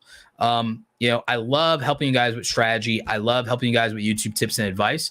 But tutorials are going to be the bread and butter at some point once again, because disproportionately, I feel that a lot of people still need actual skills on how to use the tools that they're paying for. And as a creator, it's where I started. I'm going back to my roots. Like I started with software tutorials. We'll be circling back to a lot of that practically, but also monetization, because I started with that too. And I started helping freelancers. And I view freelancers and creators as much the same. So we're going to be very much just like how we're monetization Monday, workshop Wednesday, and then FAQ Fridays. To a degree, that's what will take shape across the channel, in the sense that there'll be monetization-based content, money-making content on the channel heavily, like there's always been. It's always been about 1/3 of the channel is making money. Then there'll be practical stuff, which will basically come down to almost like a Tech Tuesday type of thing, where it's tutorial based stuff as far as some of the how-tos and technicals, possibly some gear review stuff for you guys, and a lot of budget gear stuff among like the best cameras to buy for beginners, because a lot of people still struggle with that, and there's not enough new relevant content around that and what to buy and buyer's guides for beginners. And there are a lot of beginner content creators and they don't know what camera, lights, and microphones to buy. They don't have examples of cheap things that can improve their set and their decor. And you guys know that I love doing that. You guys have seen all the decor stuff. If you've been following on x.com/Twitter, you've seen the basement build out in terms of not only the studio space, but also the home library space. And I'm probably going to film a little bit of stuff down there too. I'm still talking myself out of making a booktube channel.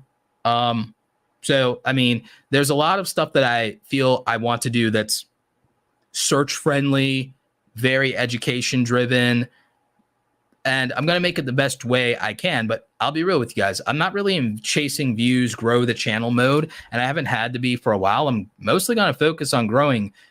If I'm going to grow anything, I'm going to grow the coaching business, and I'm going to grow the overall income across the YouTube channel, UGC relationships, consulting relationships, and the coaching business. I'm just going to try to grow that to $500,000 to $1 million a year. And if I get a gold play button in the process, so be it. But I'm not chasing a gold play button. I'll just keep growing my clients' channels to 1 million subscribers. And we have one gold play button in the basement. We'll just grab 2 or 3 more of those if I want gold play buttons. We'll just get them through the clients. A couple of you have sent out some stuff that are in the Academy Pro group and are working to get me some more play buttons for the Hall of Fame. Ty's Hot Mess History, I don't know if you're in the chat, but thanks for the message about getting me the copy of your play button from the coaching. I'm going to get back to you on the email on that and getting that sorted out. So thanks for that. So we'll be adding yet another play button to the trophy case. So we'll be adding that. The bookshelf behind me has my OG play button award, the updated one of my clients, and then in the basement we've got another silver and gold play button. So ultimately, gold play buttons don't fit in that bookshelf like at all. I'm still working out where to display the gold play buttons, but we're gonna mostly put silver play buttons in that bookcase, and then the other ones for overflow will likely either end up somewhere in the walls of this office. I'm not entirely sure. If I had thought about it before, I would have put the Monopoly guys somewhere else, and then I would just hung the silver play buttons there, but I'm not taking down the Monopoly guys. So I still have to work that out, but it'll probably be once we seal up the walls in the studio, once we seal up the walls after we install the insulation. By the way, for those of you who want to do soundproofing, rock wool insulation before you seal up your walls. If you're trying to soundproof your walls, consider rock wool insulation. Talk to your general contractor, or if you're doing it yourself, before you do the drywall. And Larry from Home Rapid Repair, you can probably vouch for this and tell me if I'm correct. Rock wool insulation for the soundproofing and sound dampening before you seal up the walls. So that's something we're looking at. And then once we seal up the walls, I can use the play buttons for the decor.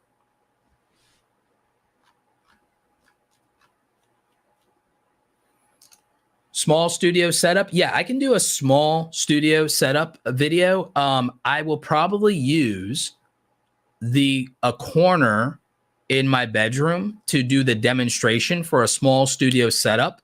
And that will also be for budget purposes. So I'll probably use the corner of my bedroom for a small studio setup video. And I'm actually going to do a small setup or a travel setup video.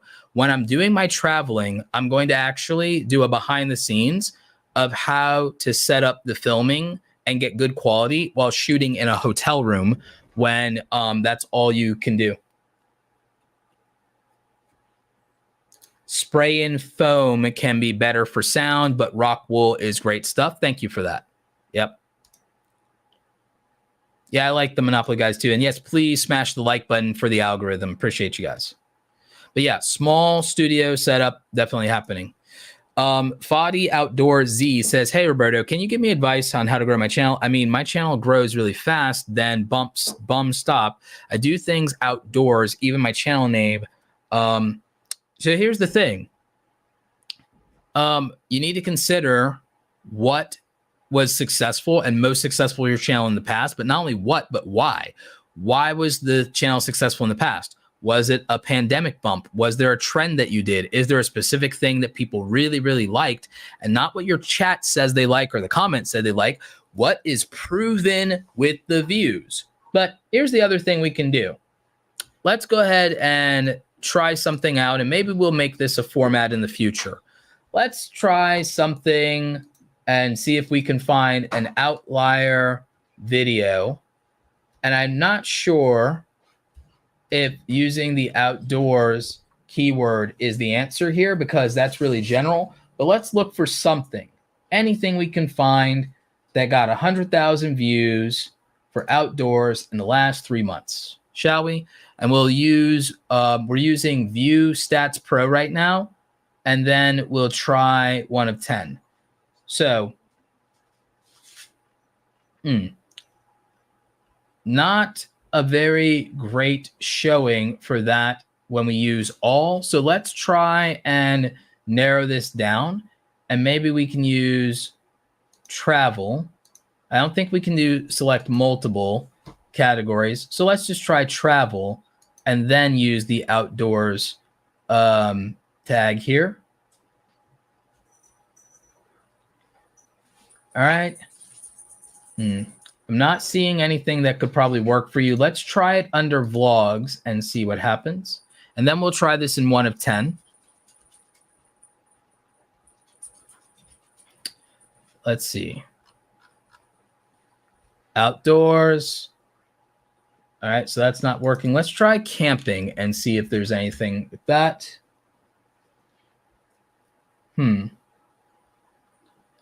Not great there. So let's try 1 of 10. Let's try camping. And in our filters, 100K. And let's change the duration for anything over 10 minutes. Apply changes. Ooh, okay, so this is interesting. Ice camping in a small tent for outdoors. Camping in the comfort of home in a 2-room tent. Okay, 100K subs, 8 million views 5 months ago. So that is actually a really good, interesting idea for you to get inspiration for. Let's see, 300,000 views. Winter camping in rain with an insulated roof tent. 3 days in the Arctic with bushcraft hot tent. And no sleeping bag. Winter camping alone in the rain with the shelter of a warm truck camper. 60K, 36K subs, 180,000 views.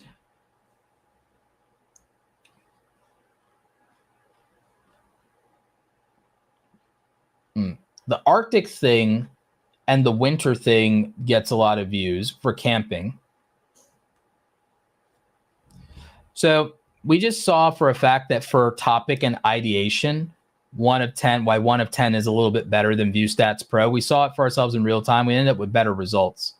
Best fishing trip of my life, 4-day remote camping, 1 hour video, long, so extreme long form, off the grid, extreme long form, and things in extreme environments, Arctic, rain, heavy rain,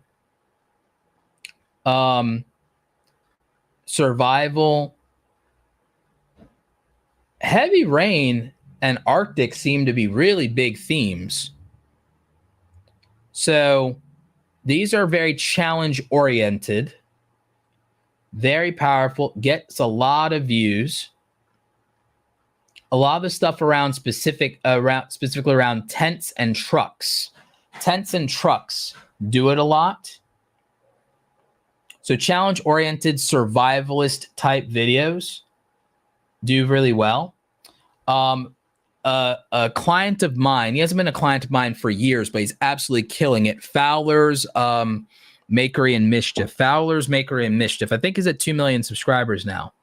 But he also had social proof that a lot of you would never have. He was on History Channel's Alone, and he is the winner back during his season, and he actually came back as a commentator and stuff like that on other seasons.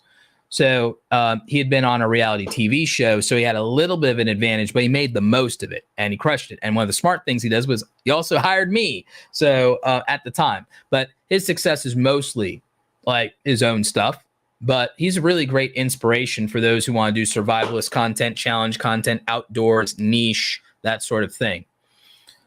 So Fadi says, I do backyard chicken and fishing and planning to do solo camping just to make it clear for you. Is that going to screw with my niche or ruin it? You can do some of the fishing and chicken stuff incorporated into the solo camping, but honestly, I would try to do a lot of solo camping and survivalist and challenge stuff if your interest was getting as many views as possible versus, oh, I want to do this thing. I think it'll be fun, but also if I could get some views, that would be great. Because the problem with most YouTubers is and there's nothing wrong with this if you're going to be a side hustle creator or a hobby creator at all, but if you're a full-time creator, you got to do what will work or what will get views, what will make money, what will get attention. You have to do those things. And that has to be more important than will it be fun or do I like it if it's the job. If it's the job, then succeeding comes first. Fun is a nice to have. It's not even a category. It's nice to have. You just have to not hate what you're doing because the alternative is a job you might hate doing. So the thing is, you have to at least like what you're doing. The problem is a lot of people want to be in love with what they're doing. And what you're in love with doing and what will get views and subscribers, unfortunately, for 99% of people, not compatible. A lot of early YouTubers were just fortunate when it came to that. That's why we do this kind of research.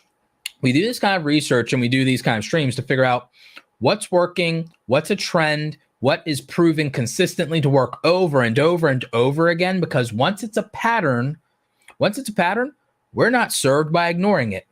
Look at this. Solo 2 days, winter camping in snowstorm, hot shelter. This person has 9K subs and got 210,000 views. 210,000 views with 9K subscribers.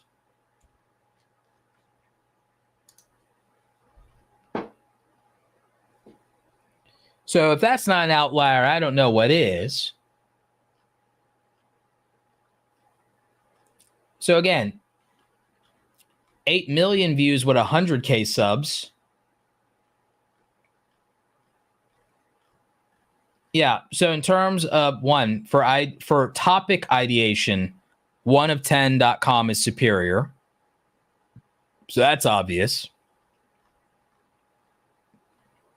What you heard it right here. For topic ideation, 1of10 is superior.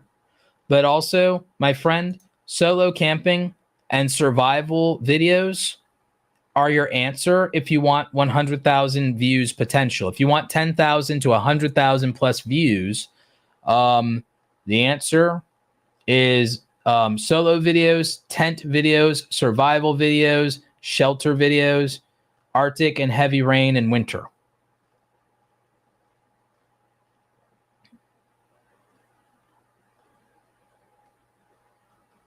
You could also strand yourself on an island.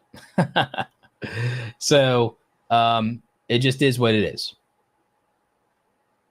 If you want to do the backyard cooking or fishing stuff, you have to frame it, in my opinion, as bushcraft. You have to package it as bushcraft, and you have to make that work. That's how you get to do those videos. If you really, really want to do those videos, that's how you have to package it.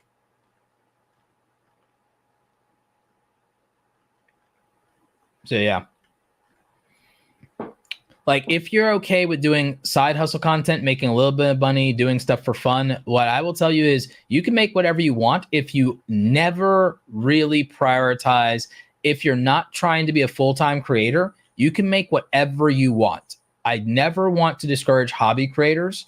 I just want people to be honest with themselves. Is, do you want to have fun or do you want to have a career? If I told you you can only do YouTube for fun, or you have to do YouTube for work, and the work may not be fun, or you can do it for fun and give up making a lot of money on it. So you have to pick one. I need people to just be honest about which one they're picking. Would you rather do YouTube for fun and make no money, or do YouTube and make money and not have fun?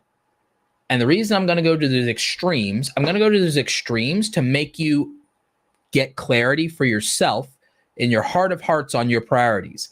I'm not saying you can't do both.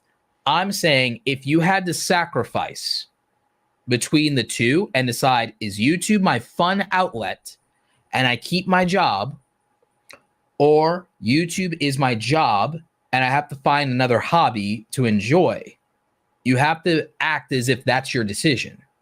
And then you have to say, okay, I'm making what will get me views, and I just have to not hate the process. But fun is a nice to have.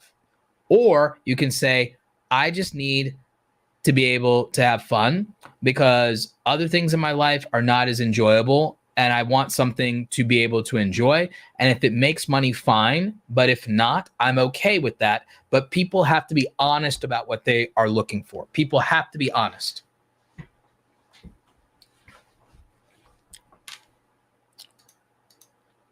Chaz says, hey, Roberto, I want to do reaction videos on relationship dynamics, good or bad. Can you help me grow a channel? I'll be honest with you. I probably can. It just depends. I probably can. And the reason I say that is because I know people killing it in various ways. In this primary example, a great guy here in Atlanta is Jamie, the lead attorney.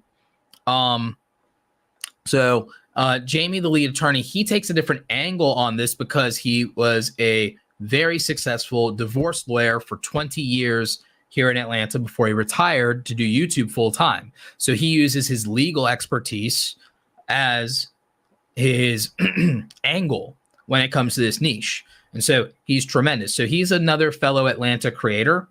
I know for a fact that if your angle is reaction videos on relationship dynamics, I absolutely know I can help you grow that. So if you want to work together, my info is at awesomecreatoracademy.com. If you go to www.awesomecreatoracademy.com, all of my info on coaching is over there if that's something you want to check out. So it's linked in the description as well, or it should be. And you can check that out if you want to work together. But yeah, Lead's great.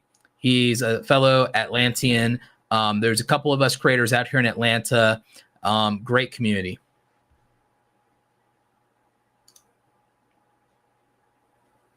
Yeah, sticking to a niche is very important for a lot of you.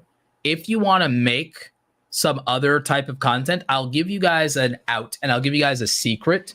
I'll give you guys an out and a secret for if you want to make some kind of variety content, or you really want to make a vlog or something, or there's something you really want to make. Here's your secret in that situation. Are you ready for this?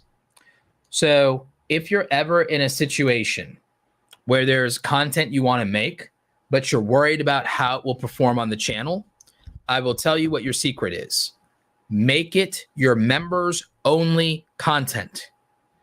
If you want to do something that deviates from your normal YouTube videos that would perform because you really, really want to make that video, or you really want to express yourself, or you really want to share something with your community, it is very simple. You make it a members only video behind a paywall. You upload it to your members only YouTube content, or you upload it to the Patreon, and then only members get to see that content. Now you have the best of both worlds. One, you're not messing with the performance of your channel and your stats and your data for your public facing content at all, and messing with what sponsors see on your video performance or none of that. So you're doing that. You're sticking to expectations for the public. You're sharing something you're really passionate about with people who are validating you by saying, we're your ride or die fans. We're paying for whatever you want to publish. you are paying for it. And if you want to give us something special and only for us, hey, we're happy about it. And we're happy to validate you in that way. So you get to have the validation of your private ride or die community who validates you with their eyeballs and their wallets. The fact that's not a bigger audience is offset by the fact that it's a paying audience. So that's enough to probably satisfy the ego to some degree, satisfy the need for expression, validation, and feeling seen, and letting you express yourself creatively and make, oh, I made whatever I want. So the make whatever you want, pay wallet behind, members only for the ride or die, true fans, whoever they may be. Get your comments, attention, feedback, and validation from that, and the validation of knowing they're paying for it. So that satisfies that outlet right then and there. And it doesn't mess with what has to publicly be available on your YouTube channel. That solves the problem of variety or being bored. You're bored and you really want to make something and you really want to put it out and want people to comment and engagement on the internet and you want to feel seen, put it members only, pay wallet, limited attention, but higher value attention, doesn't mess with the YouTube channel stats. Problem solved. Problem solved. Ultimate hack. Ultimate hack. So there you go. Like now you feel like you can justify the time that went into making that thing for expression and for, to just because now it's validated by, oh, I made my members only content that people pay for. And it was exactly what I wanted it to be. And I shared it with people who care about what I want to do. Problem solved. So that one, easy out. Easy out for, oh my God, I niche down. Oh, I feel trapped. Easy out. Members only content. Now, here's the other cool thing. Niching down isn't about, oh, I only make this video. Niching down is I only serve these people. That's what niching down is. You don't niche down to a topic, really. You niche down to topics that this group of people prove that they care about. So you're really niching down to the audience that you want to serve and the tribe you want to attract. That's all you're niching down to. We only niche down to the tribe we want to attract, not to a specific type of content or format or style. We're niching down to the tribe of people we want to attract, and then we're giving the tribe of people that we want to attract, what they have proven they want to consume and will consume. So we're building a specific tribe of people that we want to attract, and we're feeding them what they prove they will give their attention to and what they will validate. That's it. That's what niching down is. Up until now, I think people have been confused that niching down is, I'm stuck in this category, I'm stuck in this lane. It's that your variety and expansion is variety and expansion to only what the tribe will consume reliably. That's it. And let me rephrase that. That's if your goal is growth and sustainable views. If your goal is growth and sustainable views, then you make what has proven will grow the tribe and will sustain the attention of the tribe. And so this is kind of my take on Patrick Hanlon's Primal Branding, where he teaches the philosophy of building a brand and building a cult-like following like Apple did. And he breaks it down into specifically, I think, 7 themes. And so my interpretation of it and my own version of it is the idea that we ultimately don't niche down in the way that people think. What we do is we decide on the tribe we want to attract. We pick an audience avatar. It's the tribe we want to attract. And then we then serve that tribe and we give them what they've proven will earn their attention. And then the only scope that we broaden is based on that and what else has proven that the tribe will give their loyalty and attention to that. And we continue to serve the tribe. We serve our people. So we decide who our people are, we attract our tribe, and then we serve them exactly what they proved they will give their loyalty and attention to. And in theory, their money, what they'll give their money to. And so that's how you build a business. That's how you build an audience. That's the growth-centric part of it. That's the growth part of it. Now, there comes a time where you might not necessarily prioritize the growth of the size of the tribe And you might decide that now you're going into the revenue side and you're optimizing from what will the tribe give the most of their tribute to. So now it's about, okay, this isn't about the entirety of the tribe. Now it's about who will pay tributes. So who will validate this not with mere attention, but who will validate this with their wallet. People who will vote with their wallet, not just their eyeballs. So that becomes the 1,000 true fans theory. So the 1,000 true fans theory is that if we do enough value creation for 1,000 people, we can get whatever we want. If you want a 6-figure business, have 1,000 people and do $100 of value creation, 1-to-1 for each and every single one of them. It's a $100,000 a year business. Now, if you then understand what they want and you're able to continually offer it to them multiple times, you can now create a much deeper and much higher value ladder. So now you can go ahead and increase the depth of that relationship. And if you have 1,000 true fans and you can do $500 of value creation for them, and you've attracted the type of people that have that kind of disposable income, then all of a sudden that's a $500,000 a year business. But the capacity for that level of value creation and understanding what people value that much is important.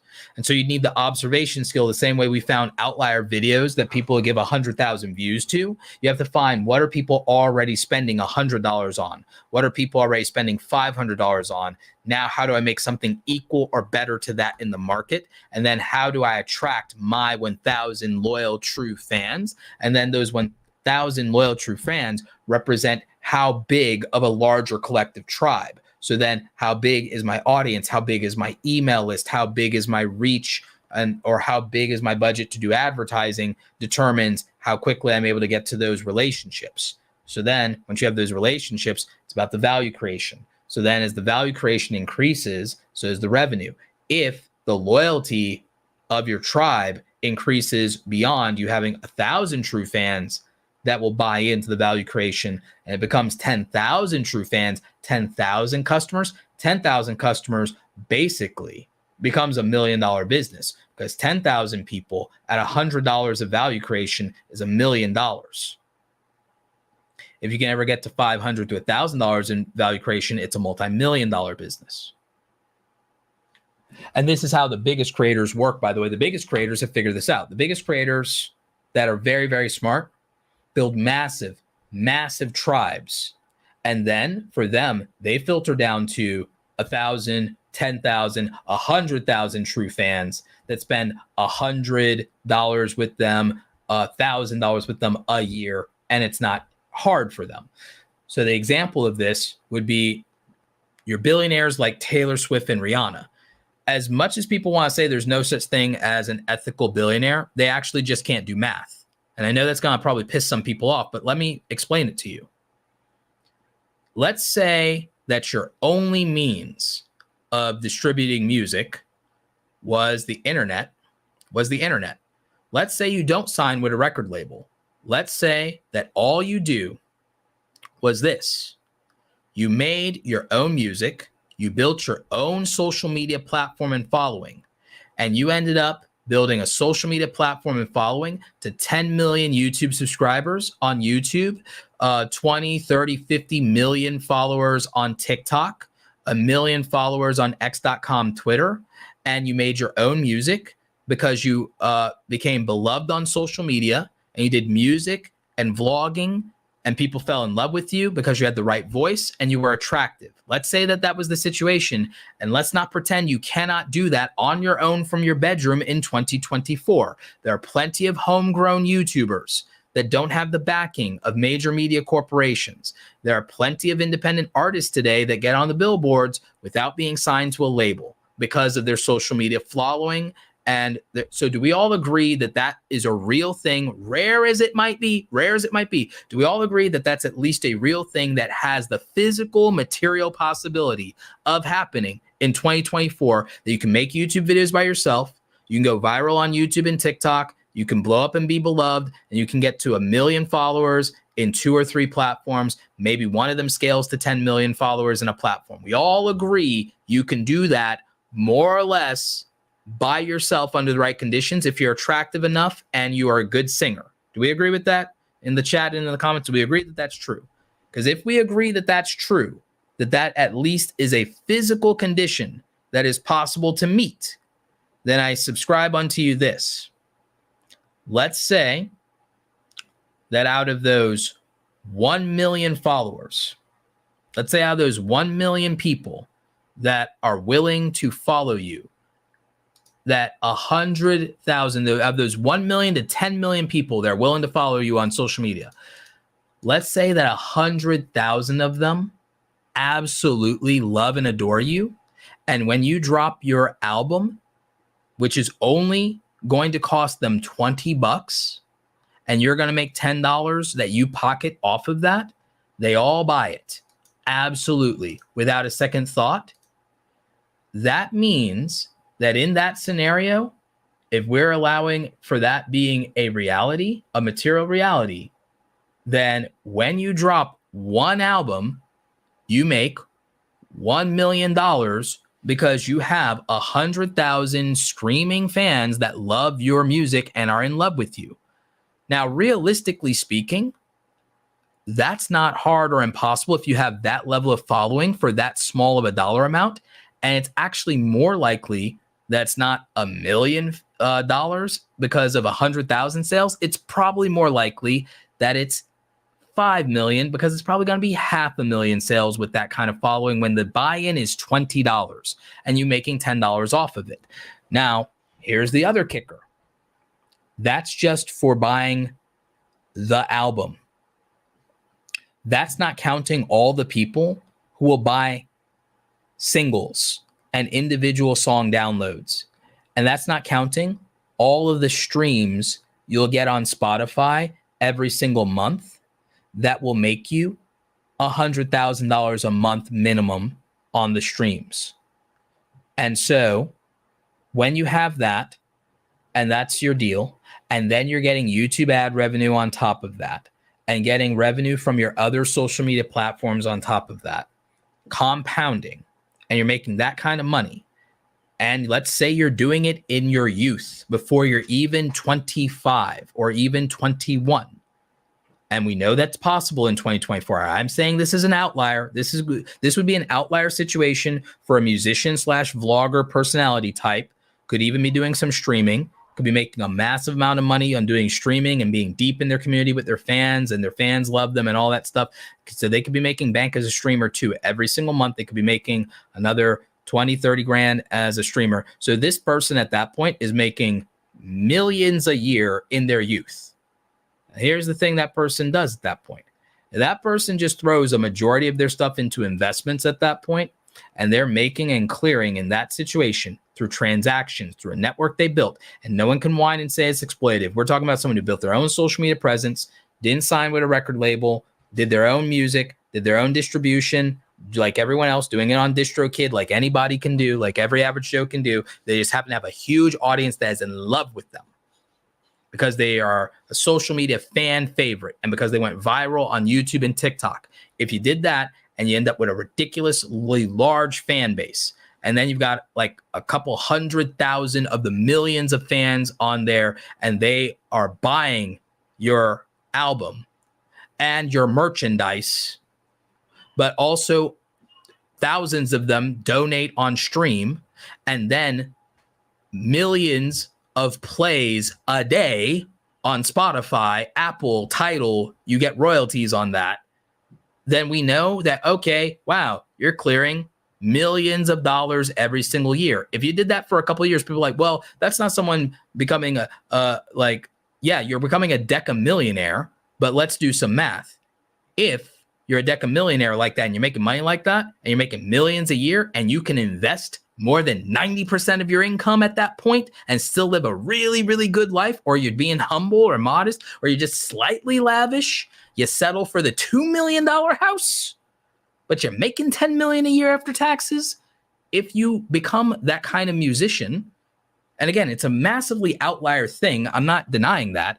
I'm just making a point that the economy of scale that is possible for content creators and people who have intellectual property is ridiculous. And someone that has those resources and invests them will have compound interest. And if the compound interest on their assets grows at a rate of 12% a year, or they're more savvy than you and I, and it's 16 or 18, then their money doubles every, 4 years, their money doubles. If they sit there in the market and then there's some booms in the market for a couple of years, at a certain point, that person becomes worth hundreds of thousands of dollars. If that person lives to be 40, yeah, that person's on their way to being a billionaire, and there was no exploitation pipeline, because at this point, what do you need other people for? The technology is too damn good. Distribution's too damn good. The platforms are so big. You know, it's possible. Now, I'm not saying billionaire, but it's like, if it's possible mathematically that 100 million, sorry, not 100 million, sorry, 100,000 raving fans that buy, let alone 1 million fans that stream your music, scales to that, because they're streaming your music every day. And we know that royalties are a thing. And we know that single download purchases are a thing. We know that concerts are a thing. Like, again, Taylor Swift and Rihanna are ethical billionaires as far as I'm concerned, because there's not a need to like screw anybody over, because they have too many fans for them to not be billionaires. It's just math. So in my mind, the future is this. The future is that a solo content creator will have so many tools over the next 5 to 10 years, between all the tools we saw plus more. Solo content creators will have so many tools over the next year that they won't need employees or staff to get to 1 million subscribers. There'll be 1 million subscriber YouTubers working from their bedroom that just have 5 or 10 tools that do most of their workforce, and they won't need anyone else's labor for the most part. If they do, it'll be friends and family, and it'll be a family business, and that'll be the future family business, and they'll all benefit from it. And so it'll be like somebody holding a camera, somebody's the major YouTuber, maybe it's like a brother and sister or husband and wife, something like that. And they'll just have very small family groups of YouTube creators. Maybe everyone in the family becomes a creator and they all work on each other's channels. Maybe it's a family of people making faceless YouTube channels at scale. At a certain point through that value creation, there'll be creators working out of their bedroom that have 1,000 to 10,000 true fans that all spend $100 to $500 with them in a year, which is not a lot of transactions. That's just $10 to $50 of transactions a month throughout the year. So like, that's not that big of a deal to be able to get that. So then you could scale that. And then if it's like multiple people or even a solo creator, but definitely with like multiple channels, faceless channels, or a family of people doing channels, faceless or face-based channels, you could scale that to millions of dollars. And I'm not saying everyone will do that. I'm just saying it'll become more frequent that that's the case. It'll be more frequent that you have a solo content creator making $100,000 a year from their bedroom. It'll be fairly normalized over the next 10 years. It'll be no different than you having developers and coders who do that, which that was happening a lot. If you guys remember back in the boom of the iPhone and the App Store, you had plenty of people that were sitting in their bedroom coding and becoming multimillionaires within 3 years with exploiting no one, because they were sitting by themselves coding and building apps for the App Store, multiple apps with no employees. So plenty of people will become millionaires through some form of value creation tied to the creator economy, where they end up building tools and software as services that people love to buy, and they have 0 employees, or it's a family business, or it'll be content creators making channels, whether it's whatever genre of content you want, or whether it's a faceless channel. And you'll have people doing that, and that'll be their solo business or their family business, and they'll make $100,000 a year. They'll invest, they'll compound, they'll buy a house, they'll pay it off. It'll be a very interesting time over the next 5 to 10 years where you have more of that happening. It'll be very common in the next 10 years. And in 10 years, no one will really clown on being a content creator any more than they clown on being a web developer. There'll be no more questioning whether you make money doing that. There'll be no more questioning making money doing that. Do you know what the tipping point will be? The tipping point will be when you, Mr. Beast or Logan Paul or KSI, the tipping point will be when you have like 5 to 10 publicly declared YouTube billionaires. Once you have 5 to 10 publicly declared, publicly verified YouTube billionaires, and they're on the cover of Forbes and the New York Times and the Wall Street Journal as bona fide billionaires, and when one of the youngest billionaires of all time becomes a YouTuber, that's when YouTube and content creation will stop being a joke to people, and they'll take us seriously and they won't clown it. Probably not a minute before, but that'll be about when it happens. That will be the tipping point that moves the Overton window to content creators being taken much more seriously, and to no one disrespecting the profession of being a content creator. That will be the difference. That will be the great awakening that changes everything.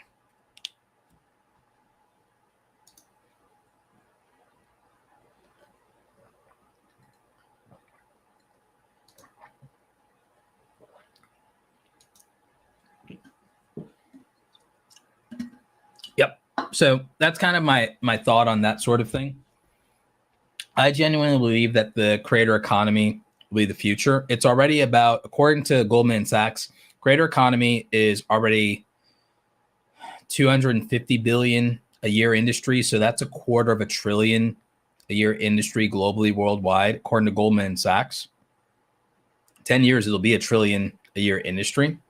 It's gonna be hard to argue with then about whether it's legit, whether creators are legit. It's gonna be very hard to argue that one.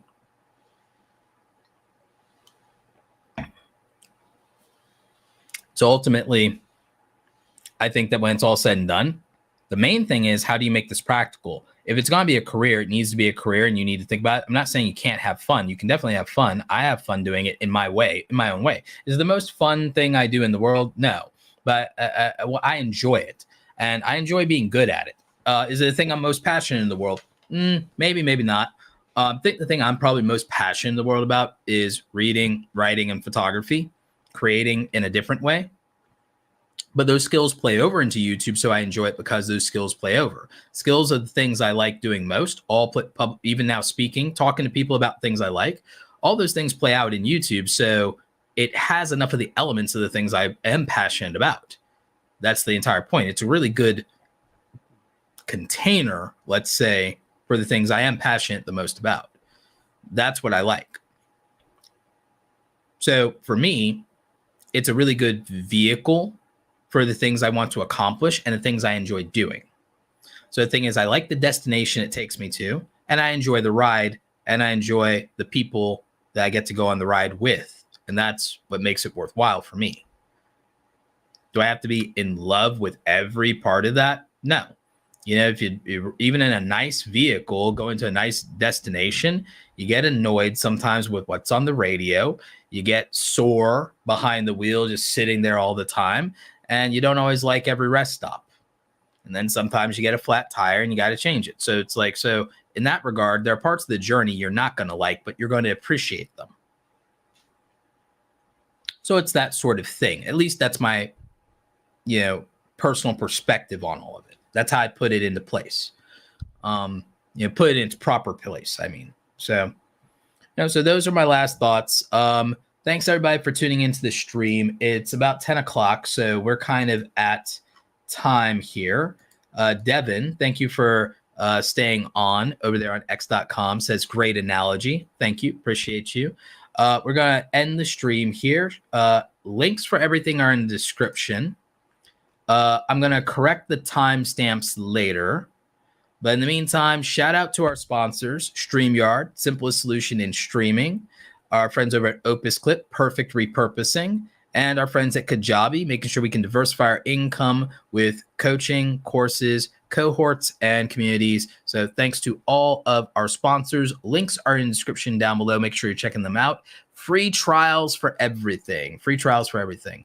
We also have our affiliate links for all of the tools we reviewed today, which were VidIQ, Tubebuddy, 1of10.com, and Viewstats Pro from the Mr. Beast team.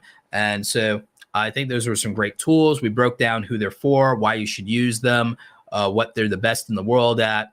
And I think it was very, helpful to see the tools being used in real time and what they can do, at least to a degree. At some point, I might do dedicated workshops for each individual tool on their own so that we have those on the channel as a reference for those of you who want to use them and buy them. I think that they're a tremendous value. I think that the developers and teams behind all of them are fantastic. I think some things are better at certain tasks than others. I think some are innovating quicker than others. But thing is, I love that competition works out so well that when brands and tools compete, customers win. So ultimately, I think it's for the best. Anyway, thanks so much, everybody. Stay awesome. We're going to close out with my channel's book trailer for my book. If you haven't checked out my book, it's Create Something Awesome. You can buy it in Amazon, Barnes & Noble, Target, and anywhere books are sold. If you enjoy it, make sure you leave it a great review on Amazon and Goodreads. I really need those. Those always help me out. So check out the book. We're going to do the trailer, and I will catch you guys hopefully next week. Stay awesome. Bye. I finally did it. I finished my book, Create Something Awesome, How Content Creators Are Profiting from Their Passion in the Creator Economy. The book is available now in paperback and in Kindle, where you can read it on any e-reader or device. And I'm really excited about this. The audiobook is coming soon, probably October 2022. Oh my God, it's so great to be able to have this book done, put it up on the bookshelf, and to know that all of you who appreciate it, you want to hear what I have to say about the creator economy, becoming a full-time content creator, and what the experience and lifestyle of being a content creator actually is like.